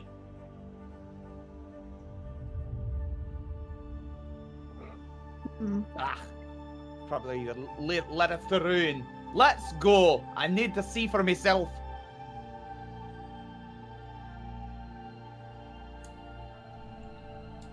Fucking peasant woman. That's... Fridge will follow the cursing dwarf. And as you all make your way deeper into the heart of Axeholm, now with a possible suspect in mind of whom may have caused such a disruption here within what used to be quite the bustling city and fortress of Axeholm, once known to be impenetrable. That's where we're going to go ahead and call it an end for tonight. Oh, nice. That was really good. All right. So. Well, I said I'd finish up within an undead. hour, and this seems like Yeah. a good place to call it. So, sorry, say again, Dave. So undead. Yeah, undead are great. At level 3? We were fine. So far? To That's liable to breathing. change. be fair, Junior only went down because I accidentally downed him. And to be fair, the difficulty of that encounter is more based on the number of things you have to deal with, as opposed to the things you're dealing with. The things you were fighting were ghouls, and they're challenge rating 1, so they're designed to be dealable by a party of 4. Like, one of them is designed to be dealable by a party of 4 adventurers of level 1. So, level 3 adventurers, it's more of a challenge to take on multiple of them. So, I mean, it's well balanced, as, I mean, the book should be, but yeah, undead, it certainly isn't unheard of at lower levels. God dang it. Anyway, I am going to now, if no one else has anything they want to discuss on the stream. Oh, do you want to know the answer yet, Snake, or not? Sure. You are incorrect. He just is not about. Yeah, I suspected before we set off for Axeholm that Durf didn't actually miss, and instead was Junior was the doppelganger. So it was a meta thing. Which would have been such Oh, a okay. freaking cool thing to do, and also so impressive if I had done that and you had guessed it. But yeah, I mean, I'm a little upset and worried, to be honest, that it's not like Durf to miss a session, and I thought you might have turned up a little bit afterwards, but I'll get a hold of him and make sure everything's all good and Gucci. He got a new job recently, so he's probably just tired from that. So, yay, congratulations to Durf on a new job. I'll contact him between now and the next session and make sure all's good and get him up to scratch with everything. Cool. So, that concludes this night's session. Find out next week, 2 weeks from now, on the 28th, if that's all cool with everyone else. What happens next for our adventurers? Will they find... Did you say the name, Shay? To the party? Nope. Cool. Will they find this mysterious individual that Flint speaks of? Will she or he or they or them be the root cause of this mysterious situation within Axeholm? Will I play the video one more time just to show off the amazing editing I did? Of course I will. But until 2 weeks from now on the 28th, thank you everyone for watching. And until then, don't go rolling no ones.